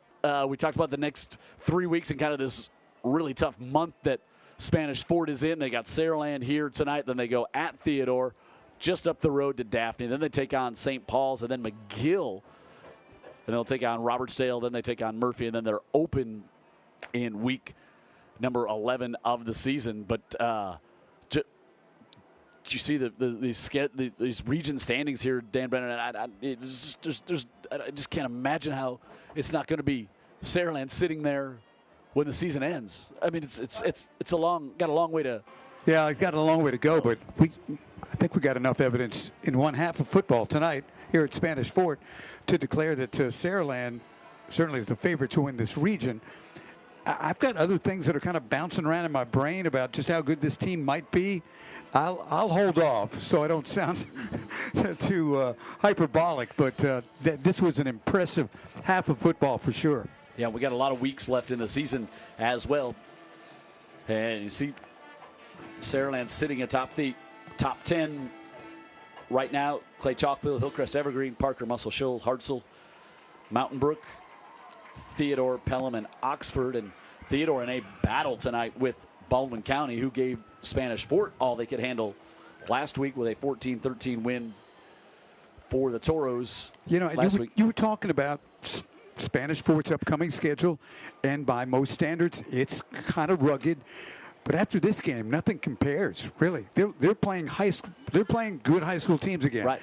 That's not the level where Saraland is right now. They're I don't know what level they're at, but it's not just the good coastal high school team. So you see the score there at the half here at the local 5:05 IBEW halftime show. 42-0 Saraland on top of Spanish Fort. We'll come back to the Hill after this. The best Thursday night lights and Friday night rivals highlights from across the country. Very sad he has to miss this game, but his brother just made a big play. They are arguably Station Camp's two best players. Here comes the best player on the field for Springfield. C.J. Cobbins is everywhere. 97 yards to the house. 4th down and 1. The game on the line. They hand it to McCullum, and he gets up to the outside. He's to the 10, steps inside to the 5, and the big man, Angelo McCullum. Wants to air it out. Looking for Donnelly up the near side. He's got him inside the 20. First down, Trojans. Running the ball today. On first down, they're going deep, and he's got Caden Lloyd. And the first play of the game goes for a touchdown. Shotgun snap. Eve's far side. That's caught.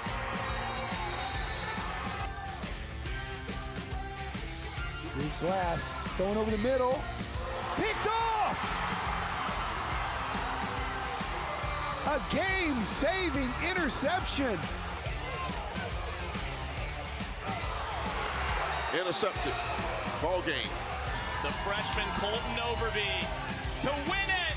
Intercepted by Alan Dickerson. Springfield wins.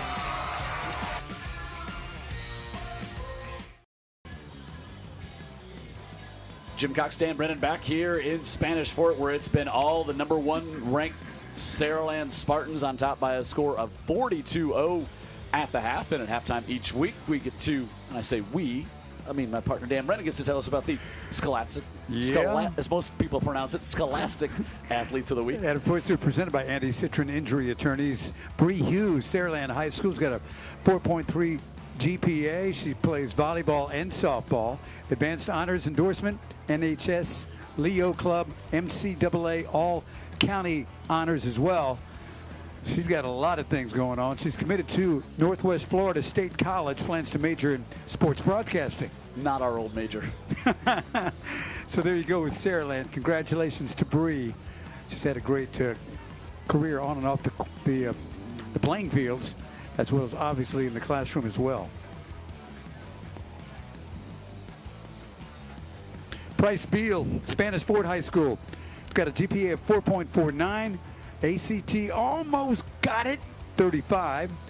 He's cross country, distance, track, chess club, engineering club, FCA, treasurer of National Honor Society, AP Capstone program, plans to study electrical or mechanical engineering. Congratulations to Bryce Beal. There's our old majors.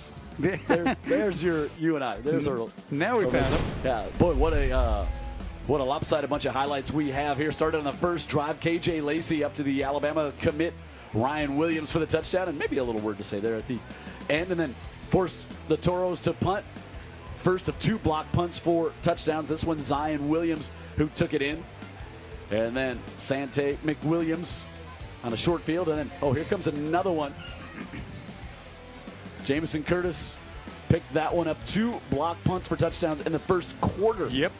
For Sparty, and then McWilliams gets that one in, and then right here at the end of the half, the beautiful throw, Lacey to Jordan Dees, and it made it 42-0. They did a great job to get it up, spike the ball. Look at these numbers, Dan. 254 total yards to just 39. Spanish Fort 11 yards on the ground. Yeah, I mean, if the game didn't say it all, those stats certainly do. If you're just rolling in and turning it on at halftime, that's exactly what happened. And again, I was talking to the strength and conditioning director of this team, Saraland, down at halftime. As it turns out, he was right there. And I said, you need to walk in and get a raise because these kids from a year's time, Jim, have give up 290 yards rushing to Spanish Fort last year. They're bigger, stronger, faster, same names on the back. Different players. Yeah, and they won state last year. And I think you heard Jeff Kelly say, by the way, good job. Jeff could have been taken out by that xylophone. He was really, he's already got the bad wheel, and he could have really been in trouble there. Jim, you don't know how close it was. I mean, not all heroes wear capes, Dan Brennan. And we appreciate you doing that, looking out for Coach Kelly there. We did not need that on the plays of the week across the country from this week on next week's show. So we did see Jamar Malone from Daphne on this last week's highlights. I bet he makes the highlight reel a lot of places a lot this year. The U.S. Army kickoff, Singleton. This gets to Myers out to about the 32-yard line. So, hey, we've talked about my friend Chris Haley, who's watched the game in Spain. Remember, he was in Spain, watched it. Last week he was in the Bahamas, tuned in because he never misses a Friday Night Rivals game. Right now he is on his boat, Skin Deep, beautiful sport fishing boat that I'm lucky enough to fish on occasion. They're at the Thunderhawk rig about 130 miles out in the Gulf. He, Robert Cook, a bunch of my fishing pals, Captain Kyle Smith, they're watching the game. I showed you the picture from in the salon right now. They're watching the game. That's incredible. Streaming internet off the rig and watching the game. So Chris Haley keeps up his perfect attendance for watching games. And, usually it's on an intercontinental basis, but here he's just, out in international waters. There you go. Schamberger bounces to the outside, and he'll pick up about 6 on first down. Thanks to everybody watching nationally on the Stadium Network. Yep. Yeah, we've got folks checking in all over the country watching this one, and they're being introduced to just how dominant this Saraland team is. Again, won 6A state championship last year with just one loss. Lost a region game to Theodore. And now they have started out very impressively so far this season with wins over Lipscomb Academy in week 0, and they beat Murphy and St. Paul's. Schamberger trying to get to the outside. Paramore had him wrapped up and didn't allow him to turn the corner. And Paramore going to have another tackle for loss here tonight. This front line is just disposing of the blockers. It's a young offensive line, but it's been a mismatch up front, and that those skilled people for Spanish Fort just can't get a crease, can't get anything going. And so, and so many of those numbers have just been because they've just pushed backwards. So many tackles for losses. And another one there, so it'll bring up 3rd and 6, a minute into the 3rd. Schamberger with pressure coming, just fires it out. It goes through the hands, almost intercepted. Out there in coverage was Edric White. It just, Schamberger had no time. It's just no time to get that one out. He was trying to get it off to Williamson. And a 3 and out. It's a frustrated kid right there, Williamson. They're all frustrated trying to deal with this bunch from Saraland. Big, fast, strong, playing with a lot of intensity. And I got to give Coach Kelly a lot of credit for that. He has been highly intense, and he was even at halftime. He's up 42. Newton Gardner, again, has had 2 punts blocked here tonight. Gets a low liner off there, and Ryan Williams, he wants to pick it up. Instead, it goes back to the 20. He's kind of upset with himself that he didn't grab that one as it goes all the way back to the 20-yard line. Didn't look like there's any really opportunity for him right there. We would think that, but he would think differently. Reach in and grab that one there. So at the 21, it's where we'll see this Saraland offense come back out here to open things up in the 3rd and get a 3 and out, and also just lasts a minute 19. If you're talking about the frustration of Saraland, of Spanish Fort, I'm just not sure how many of these kids have ever been in a game they've been down 42-0. No, certainly not. They've been up 42-0. Deshaun Spencer, the sophomore, picks up long 3 here, so 2nd and 7. So we'll see what Saraland's intent and tact is here in the second half. If they're going to just be business as usual or gear it down a little bit.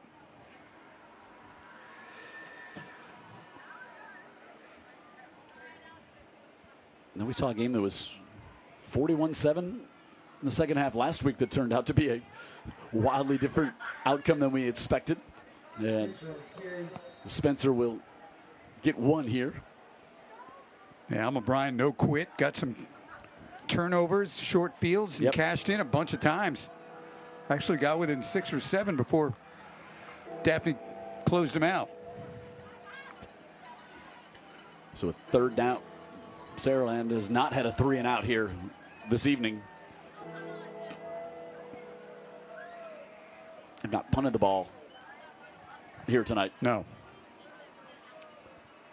Again, the play clocks are not working, so Lacey making Deshaun Spencer on the direct snap, and he's going to be it's going to be enough for the 1st down. And Saraland gets that one there, and Spanish Fort just had everybody up the line of scrimmage. They were loading the box here. As you saw Lacey just peel out in the direct snap to Deshaun Spencer, and Spencer picks up 8. Jeff Kelly likes Spencer, huh? Oh, he was really talking about that young man rolling out. Lacey looking for the middle of the field, buys some time, and now fires it off, and he's able to get that one to Dylan Alfred, the junior, who had the tough drop earlier in this one, but he picks up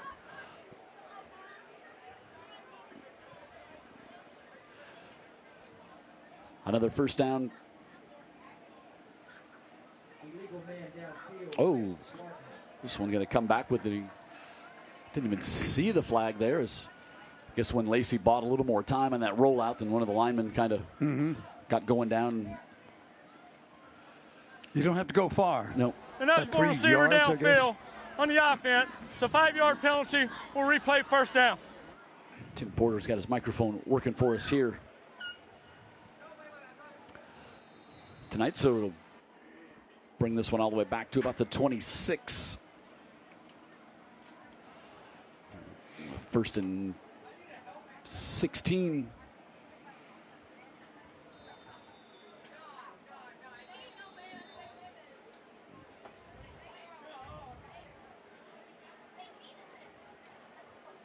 .310 left in the fourth quarter. Gulf Shores leads UMS 17-0. Talented team in 5A. Now, some discussion here as to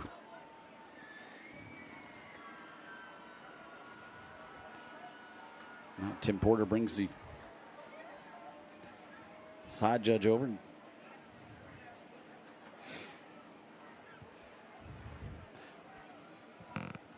Jeff Kelly saying that was a first down play that we ran because they had just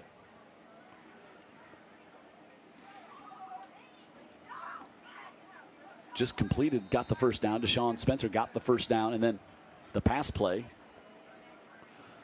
that the illegal man downfield was on.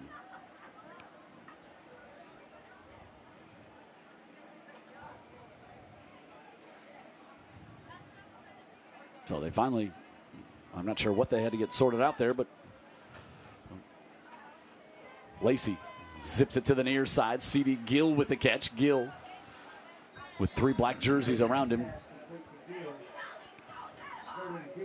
Spins forward and picks up a handful, bring up a 2nd and 9 here. One of the 3 Alabama commitments on the field tonight. Dixon with the stop, plays linebacker here at Spanish Fort. Yeah, he's got 48 tackles coming into tonight's game, 7 sacks in the first 3 games. Big numbers.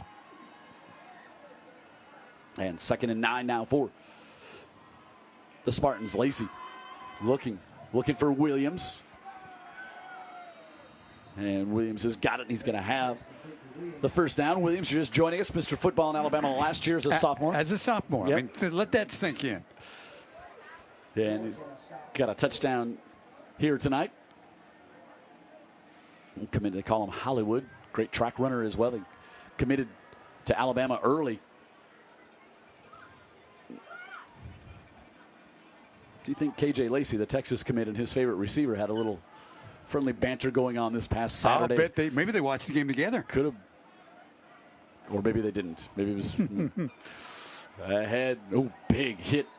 As that is Cole McConaughey. We hadn't had a chance to call his name much here tonight. He's having a great year for the Toros, and he put a big hit on Deshaun Spencer, the sophomore running back. He's a good player, too.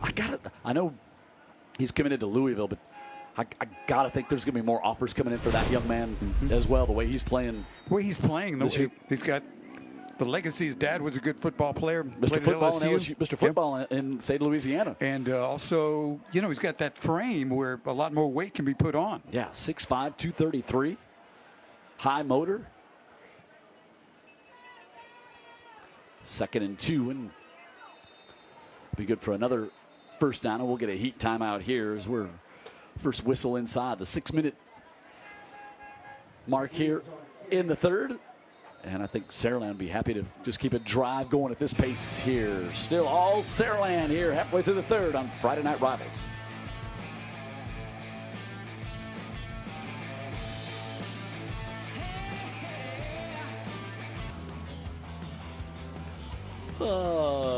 Halftime here, or we are past halftime, halfway through the third.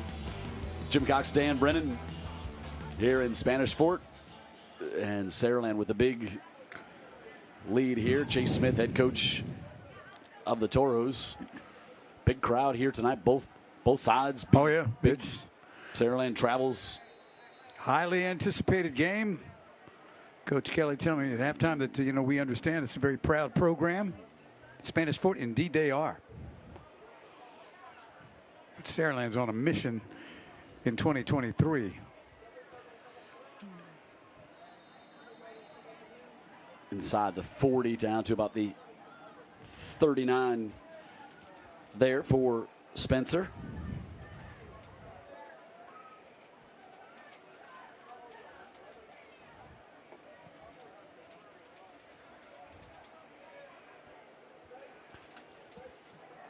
And clock will move here to close to 5 minutes at this snap, with 2nd and 5 coming up for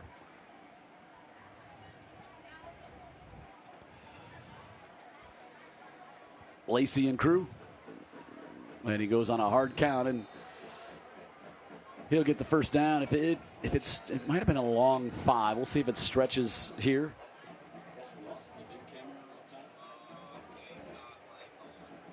Yeah, I think it looked like it was a long 5, so this will be 2nd and less than a yard here now after the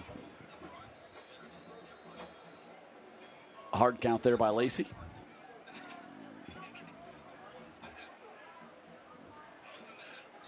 And they'll keep the backfield empty here. This is week 4 for Saraland, week 3 for everybody else, pretty much, right? Because they had that opening game, national game. Lacey up top, looks, fires, he's got it. Touchdown. Williams with the score. Easy pitch and catch. And Williams with his 2nd score of the night. He must have really made a move here, because that separation about halfway down on this move, on this route, he makes a move that just obviously twists Saraland. Got by Josh Powell, and like, he's a receiver you're going to give a big cushion to off the line of scrimmage because of his speed. Sure. And easy throw from Lacey. He kept having a number of intermediate sideline routes, and finally he didn't. And Saraland adds to their lead now, 49-0 here, with 4.5 to go in the 3rd on Friday Night Rivals.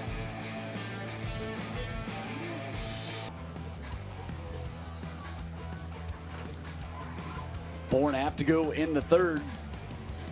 49-0.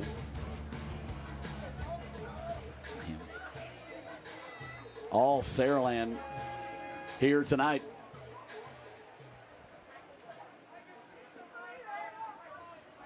This one back to the 13. Nemo Hickson up to around the 38-yard line. Assume no big for me. 9 plays, 79 yards, 6.5 minutes.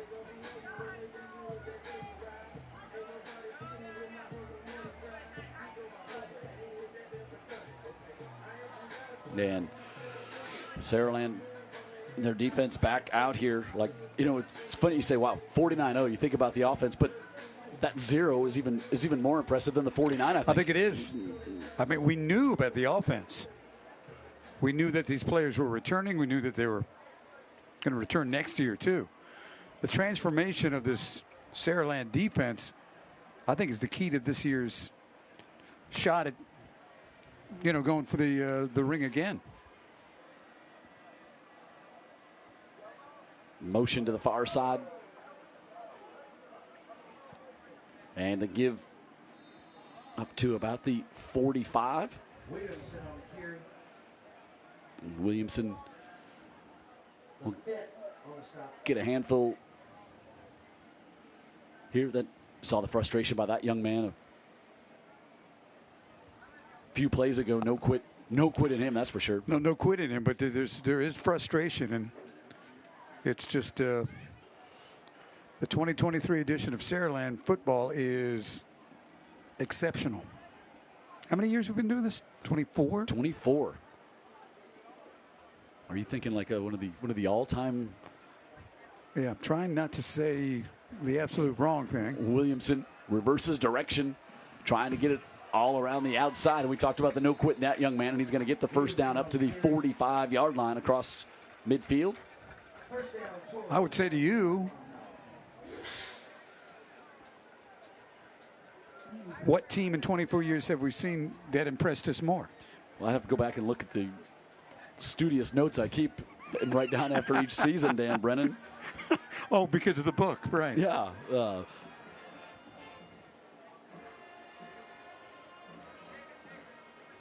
So it'll be a first down inside 3 minutes. The thing about Saraland, too, they have so many successes off of the athletic field and court. Just a fantastic school. Milner down there. And yeah. So it's Jeff Kelly's been here 13 years. So, so he came there the second year. So, I mean, quite what that school system has grown to in 14 years, which 14 years could seem like a long time, but for a school system, it's not really that no, old. it's not. But you're right. It's really quite a beacon in on that side of the bay.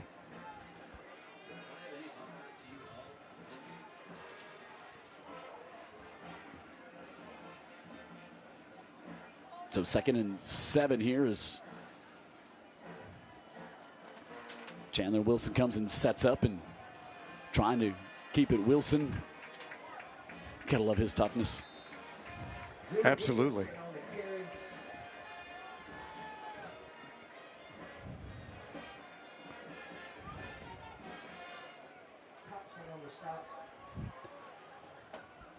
Long 3 on that one and bring up 3rd down and 3. Well, the crowd's hanging in here. Spanish Fort, I got to give them credit, considering what the scoreboard says and what we've witnessed on the field. Schamberger again, the jump pass over the middle. He's going to get the first down to the 30-yard line. We saw that in the first quarter. They resorted to that to get a first down or positive play, which they were scrambling to find in the first quarter and most of this game. And they get it here to the 30. This is the deepest they've been in Spartan territory thus far. I don't think they've been this far in. Schamberger trying to get around the right side and bumped out of bounds. They'll keep the clock running as we approach a half a minute to go. That'll probably be the last play of the third quarter. Yeah, the play clock going out in the second quarter, so we're not be able to see those. And I think Chase Smith is going to say just that and let it run out and get us to the fourth quarter. We are through 3 here in Spanish Fort. All Saraland, #1 team in the state, and looking every bit of it so far here tonight.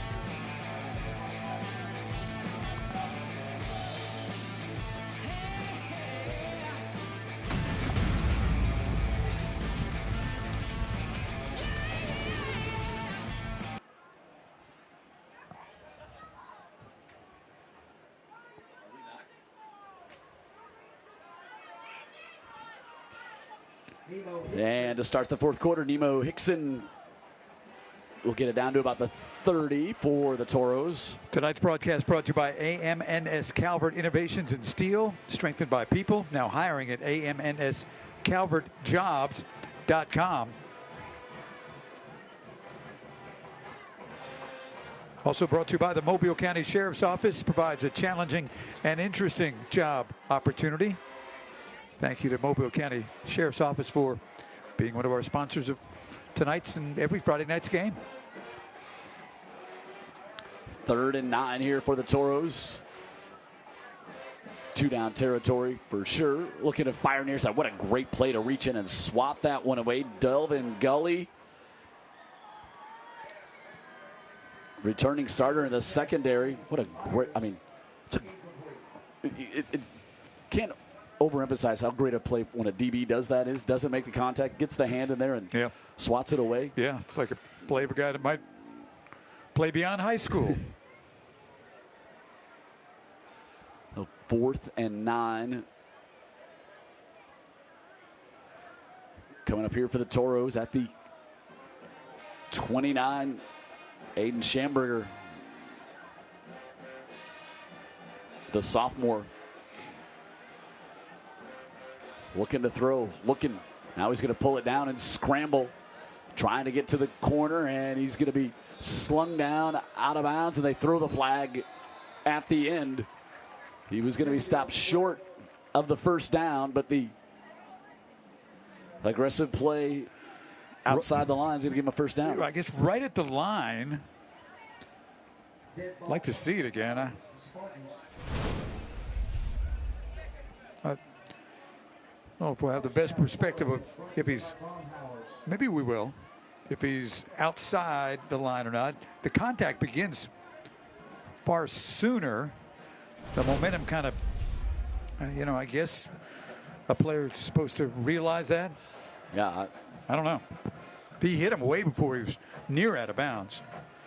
The completion of the tackle was too aggressive for these guys' taste. So it's going to get the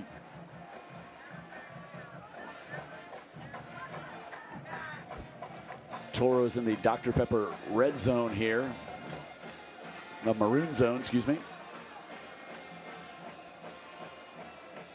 That ball, personal foul on the defense. The penalty was after the play. It'll be first down, Saraland. Oh, so it's after the play. It's going to be first down, Saraland. I say it was a dead ball after the play. Wow. That seems like a stretch, doesn't it?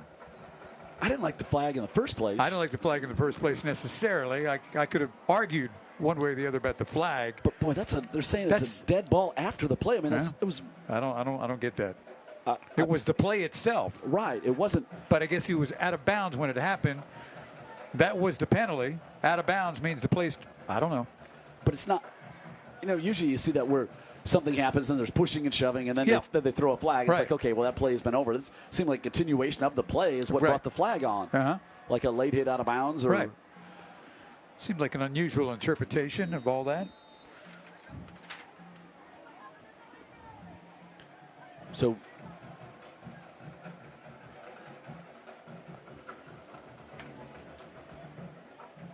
we will see Gage Weaver come in at quarterback. So KJ Lacey's night is over. Weaver 5 of 10 passing on the year for 51 yards, a junior. They had a Weaver at quarterback 10 years ago, maybe? 8 years ago, he went to Louisiana Lafayette. Oh, yeah. Out of high school, real fierce competitor. Remember him? Yes.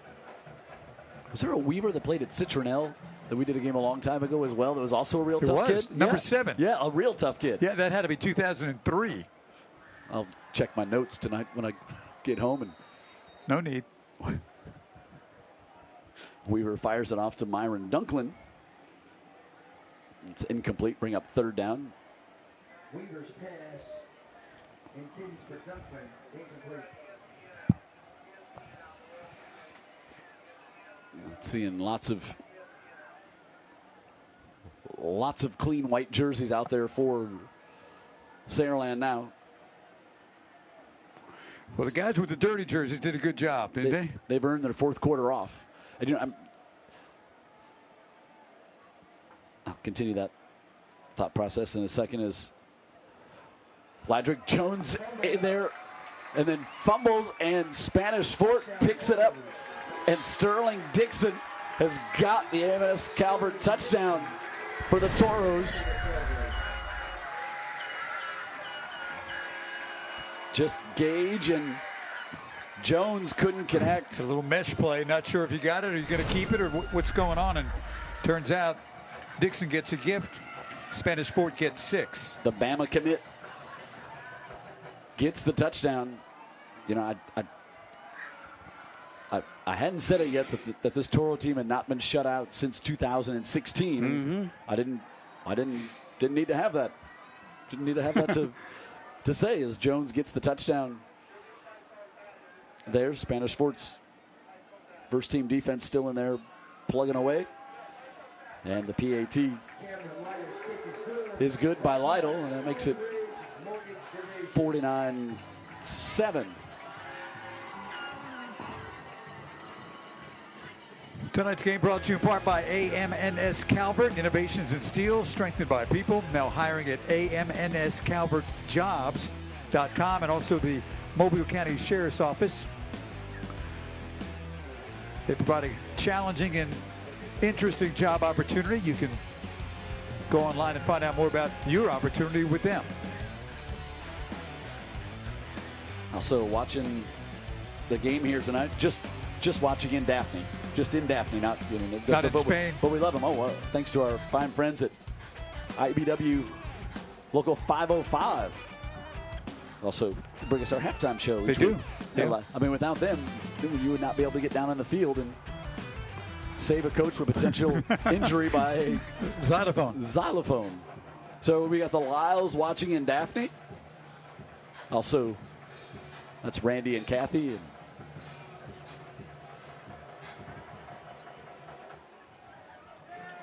this one goes all the way back. Randy, Lyle, and Christopher all watching. Also in Spanish Fort, got text who called in and said, I picked up on that 85 Bears reference. You are a true fan. Oh. He might live across the street and see my Bears flag hanging in the backyard. so we appreciate everybody watching this game here. That's been half-mast all week. Sorry, you all matched the half something effort that we almost that we saw on Sunday.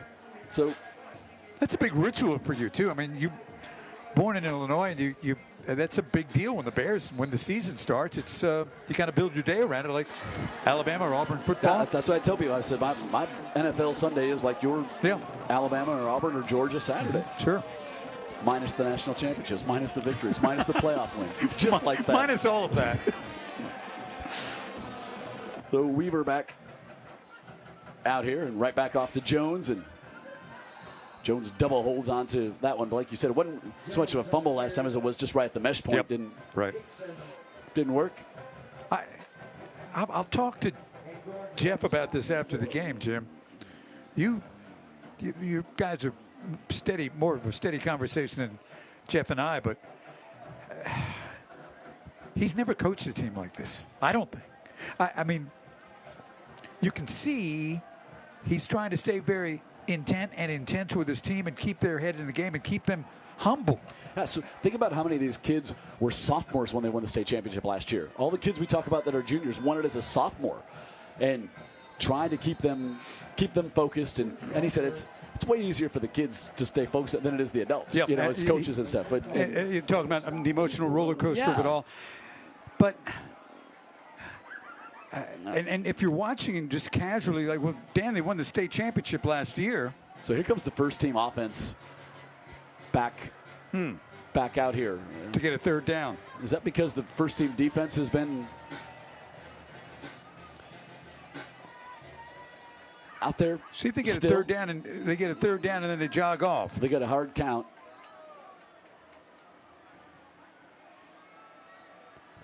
And they're going to get 5 yards here. So I think is it a little more of. You got your first team in? Yeah, still. Yeah. Could be. Could be.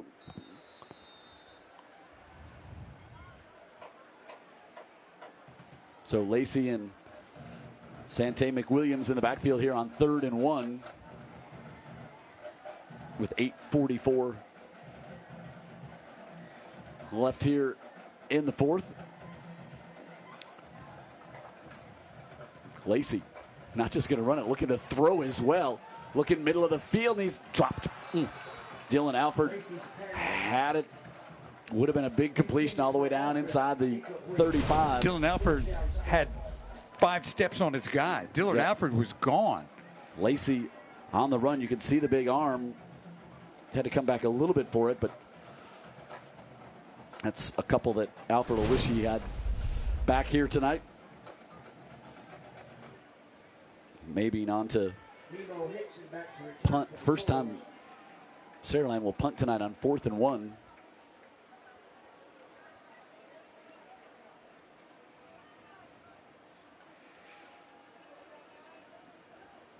And on the 3rd and 1, didn't just run it to try to pick up the first down. No. Went down, took a shot downfield. Took a shot downfield and had it. Yep.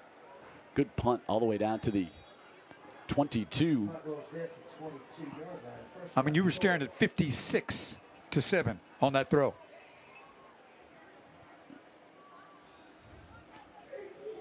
Yeah, 48-yard punt, by the way. Interesting as you continue conversations with Jeff on, and you think, Dan, now they won the state championship last year. Why are you saying he's never coached a team like this? Because I don't think he has. I think this is a different level. This is an amped up version of last year's team. Yeah.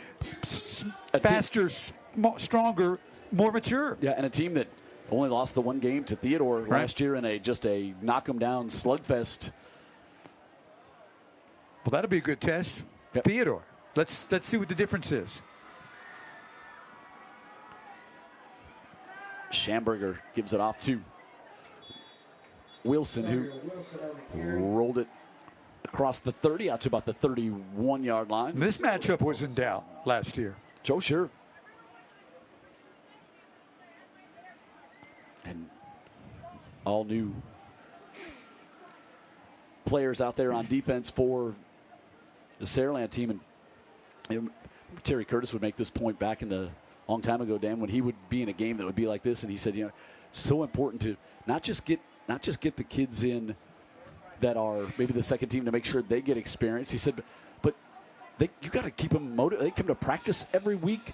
They're working hard. They're a scout team, everything else. They deserve to be able to get out there and play on a Friday night. Big believer in that. Yeah, and get out there and it's make their memories. It's their special time to get out there and it's important. You get a second teamer who you're going to have to count on at some point if an injury or something like that. Exactly. Not just a fairness issue, but a readiness issue. Yeah. But all these kids that work hard and practice, and some of them will get in games like this, and they might be the only time they get in all season. Yep. And you got to reward them for showing up at practice every day. And that's why you never saw UMS Wright score way out of whack. Yep. Generally 30-7 or something like that. UMS lost 17-0 tonight down in Gulf Shores. Final score there. And Toros will take a timeout. 6:45. Please exit Stagecoach Road. If you're parked on Champions Hill, please exit. Oh, yeah, let's take a look here at the state championship game. This is what Saraland did last year to win it. Here was Ryan Williams, who he was the MVP in that game as well, Mr. Football, and as a sophomore, KJ Lacey. Look at the pup, just a sophomore. And there to Williams as well, and then this is why he was the MVP of the game. That was his third touchdown there, as that one got down to the 1, and he said, I'll just keep it for my 4th touchdown of the night. That was all in the first half. Yeah. This is against Mountain Brook. Yeah. No slouch. Yeah, and that's Sante McWilliams, another sophomore. He was in for the touchdown.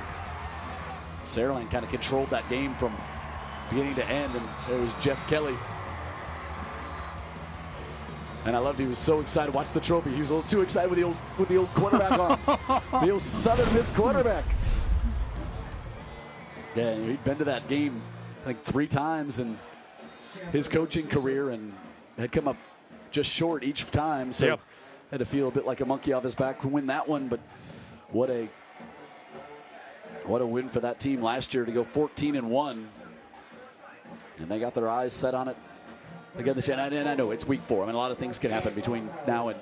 Well, the one thing that could derail this team would be injuries. It's the players that jump off the screen, right? So 2 or 3 go down with an injury. You don't want to see that happen. But what else could keep them from their destiny, which I think is maybe the best season in Saraland history? Toros pick up the first down. And Wilson, and I saw Jeff Kelly do something over there. Gave his headset off to an assistant. And I bet he's going to let his assistant call plays when they get back on offense. So sometimes you allow your young kids to get some experience. Your turn. Now you get experience calling some plays. We'll take a timeout here on our Heat timeout halfway through the fourth. All Saraland tonight.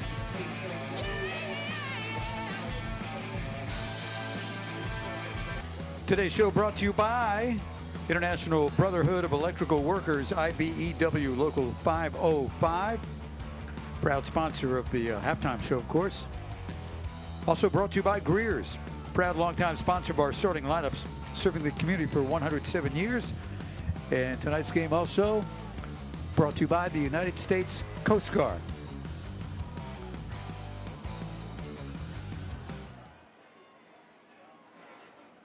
Second and 6. Turning the corner, Williamson, and he's going to have the first down out to the 40, 46. You know, we were just talking in the break there. Uh-oh. Now they got pushing and shoving here. A helmet ended up off of one of the Saraland players, and then that was Jace Trotter. Lost his helmet, and then flags started coming, and well, you don't usually see the backups get into this kind of mess.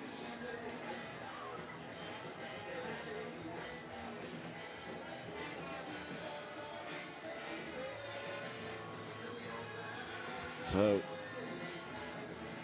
I didn't see it. I think Jeff Kelly's wanting him. I don't know if he's been ejected. Let's see here. Tim Porter. Maybe we'll get a look at what all happened. I was kind of turning to you to make a point at the end of the play there. Unsportsman. On Spanish Fort. Dead ball. Unsportsman. Escorted out. On Saraland. So against unsportsmanlike against both teams there. See what 34 at the bottom of your screen. He's going to be in Spanish Fort, dead ball, unsportsman. It's a block. On Saraland, penalties offset. Result of the play is a first down for Spanish Fort. First down, Toros. Brought to you by Bob Howard. Yeah, it started out as just a block downfield. Helmet comes off, and it becomes something different.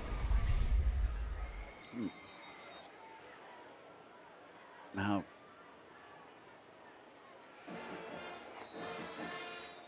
I'm not sure what all the whistles clock is. Some of the knuckleheads I grew up with, that was them in math class. You didn't even have to wait till Friday night. And they were first stringers, too. Yes. Williamson pushed out of bounds, and we don't need any more flags or whistles or. No. So we don't need the clock to stop anymore either. It's back going. I had a point I was going to. We were talking at the break there about, boy, you see the score, it's 49-7. He said, boy, Spanish Fort must have really not played well. I was like, that's not it. Spanish Fort didn't come out here and really just. Sometimes you see it, you're just like, wow, it's all the other team. Yeah, it's all the other team. Personnel, preparedness, intensity. Cut up on the inside and all the way down to the 26-yard line. Sawyer Wilson in there. Some more scores to pass along. St. Michael leading Escambia County 34-20. Chickasaw leads J.U. Blackshear 20-12. Mary G 24-10 winning down in Fairhope tonight. Oh, yeah. 41-36. Foley and Baker with a shootout down in Foley. Who wins it? This evening. It's in the fourth quarter. Who's up? Foley on top, 41-36. Wow. I think Baker got 60-some last week, right? On Davidson, 21-21. Theodore and Baldwin County up in Bay Minette tonight. McGill beats Robertsdale 59-0. Daphne 56-14 over Davidson. I think that's McGill's first win, by the way. UMS, as we said, falls to Gulf Shores 17-0. Jamar Malone, I'm sure a big hand in those 56 points for Daphne tonight. Faith Academy and BC Rain in a battle 23-19. And Bayside still leading Wilcox Central. Williamson shut down on the play there. Houston Owens on the stop for Saraland. Owens, the junior. As we approach 3 minutes.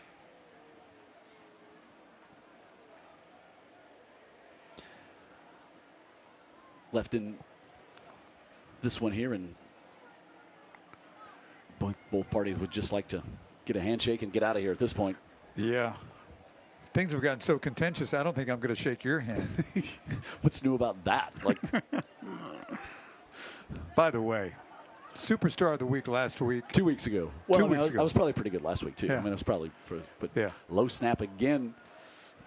Williamson trying to bounce it to the outside, and he does. Still on his feet and brought down at the 12. Go, I didn't mean to interrupt you there, Dan. No, but I got stuck. I got stuck in the soft turf behind the stadium here when it rained. Up to the axle. I mean, to the axle. It like, was like lights out. It's like kind of a country music video. How stuck you were. Like, where's Luke Bryan? Where's the lead singer? Yeah, but anyway, your ingenuity. Wow. So I didn't know you had much of that. See, this is why we don't shake hands after most games. It's already home on my patio. I had to come back. Nobody else would help out poor Danny Boy. Not exactly a AAA Platinum member, obviously, either. No one to call to help. Drew Williamson again pushed out of bounds. I've never seen a Toyota. What is it? Was Camry? Camry. Buried it was in mud. Buried so deep you couldn't see the insignia of what the model was. It was a Camry. You couldn't pull you out. There was a whole bunch of four-wheel drive trucks there, and they're like, "Yeah, we're going to pop the windshield out. We can't do that thing." And then it was stuck before the game, so we had to think about it the whole game. Down to a minute 20 left in this one, and false start going to be whistled here against the Toros. You know, these kids that are out there still playing for pride, the ones in the white jerseys trying to keep them out of the end zone. That's here right. Late in the game, and Toros trying to punch another one in.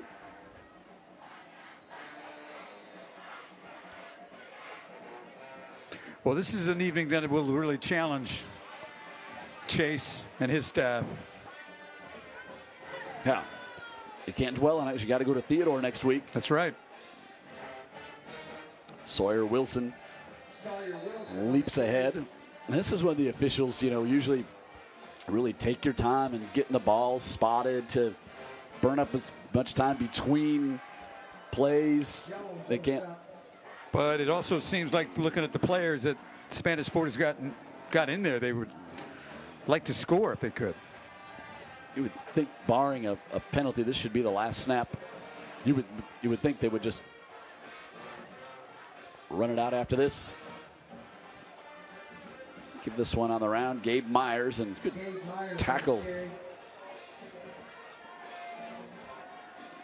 There as he got shut down, and that should do it. And it will. That will bring the game to a close. 49-7. Your final here, Spanish Fort. This runs out the clock here as Jeff Kelly and the Toros, Jeff Kelly and the Saraland Spartans get the victory here tonight in an impressive fashion. 49-7. We'll come back for the postgame. Coming up after this here on Friday Night Rivals, brought to you by Dr. Pepper.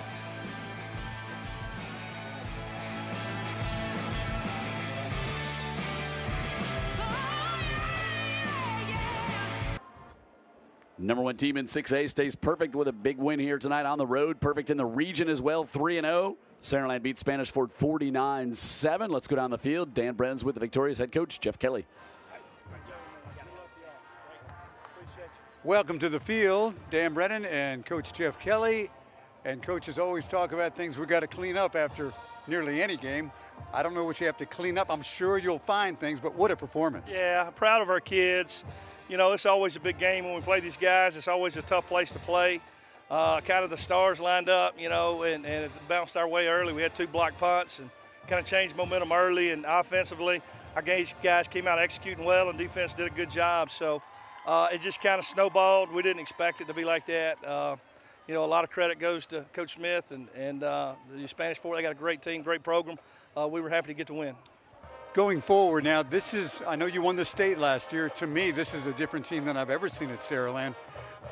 How do you move forward? Week by week, practice by practice? You know, we really try to break it down and just take it 1 week at a time. We don't talk about too far ahead. We don't talk about too far behind. We just want to go try to get better and get better week in and week out. We know we got some big battles coming. And, you know, if we want to have a chance to play a while in the playoffs, we're going to have to improve throughout the season, as is any team. And so proud of where we are. Our kids love to practice, and that's going to give us a chance. They practice well because they play well. I've got something for you right here.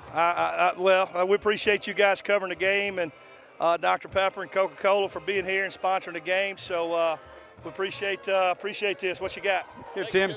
Yeah, Coach, on behalf of Dr. Pepper and Coca-Cola, we want to present you with the game trophy. It's exciting every time we see these guys get on the field, so congratulations, Coach. Hey, that's sweet. Growing up a wrestling fan, hey, I'm kind of digging that. So appreciate you. Thank you all for what you do. Thank you, guys. Back to you.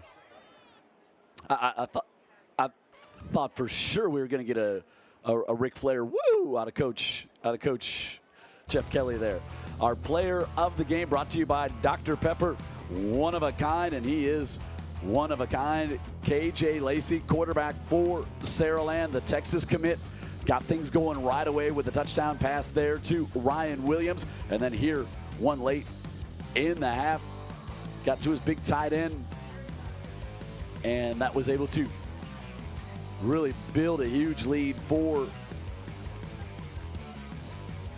Saraland at that point, and they hold on to the big touchdown was to Dylan Martin at the end of the half, and then back there to Williams in the second half. And KJ Lacey with the 3 touchdown passes here tonight leads Saraland to the victory 49-7. Our Dr. Pepper player of the game. Also want to thank our friends at Roof Doctors. Got a sick roof? Call the doctor. A proud supporter of student athletes and Friday night rivals. Also want to thank Fast Signs, transforming your place at our place. Let Fast Times help you make your statement. Locations in Daphne and Mobile. And also Herc Reynolds, our eye in the sky. My voice made it almost the whole game this week. Providing our eye in the sky in the end zone. Those great looks up top you see. Herc Reynolds, a proud supporter and longtime partner of us here on Friday Night Rivals. So again, your final score, Saraland 49-7. They get the victory. They stay unbeaten. They stay unbeaten in the region. They'll stay number 1 ranked in the state, the defending state champion. So our great Friday Night Rivals crew here in Saraland tonight. My partner, Dan Brennan. Thanks everyone for great job here on the Hill, and congratulations to Saraland, their big victory here. And thanks to all of our great sponsors who make Friday Night Rivals what it is each and every week here on UTV 44 and across the country tonight on Stadium as well. So from the Hill, I'm Jim Cox saying good night from Spanish Fort, where Saraland continues to roll on here early in the season in 6A Region 1 down along the Alabama Gulf Coast.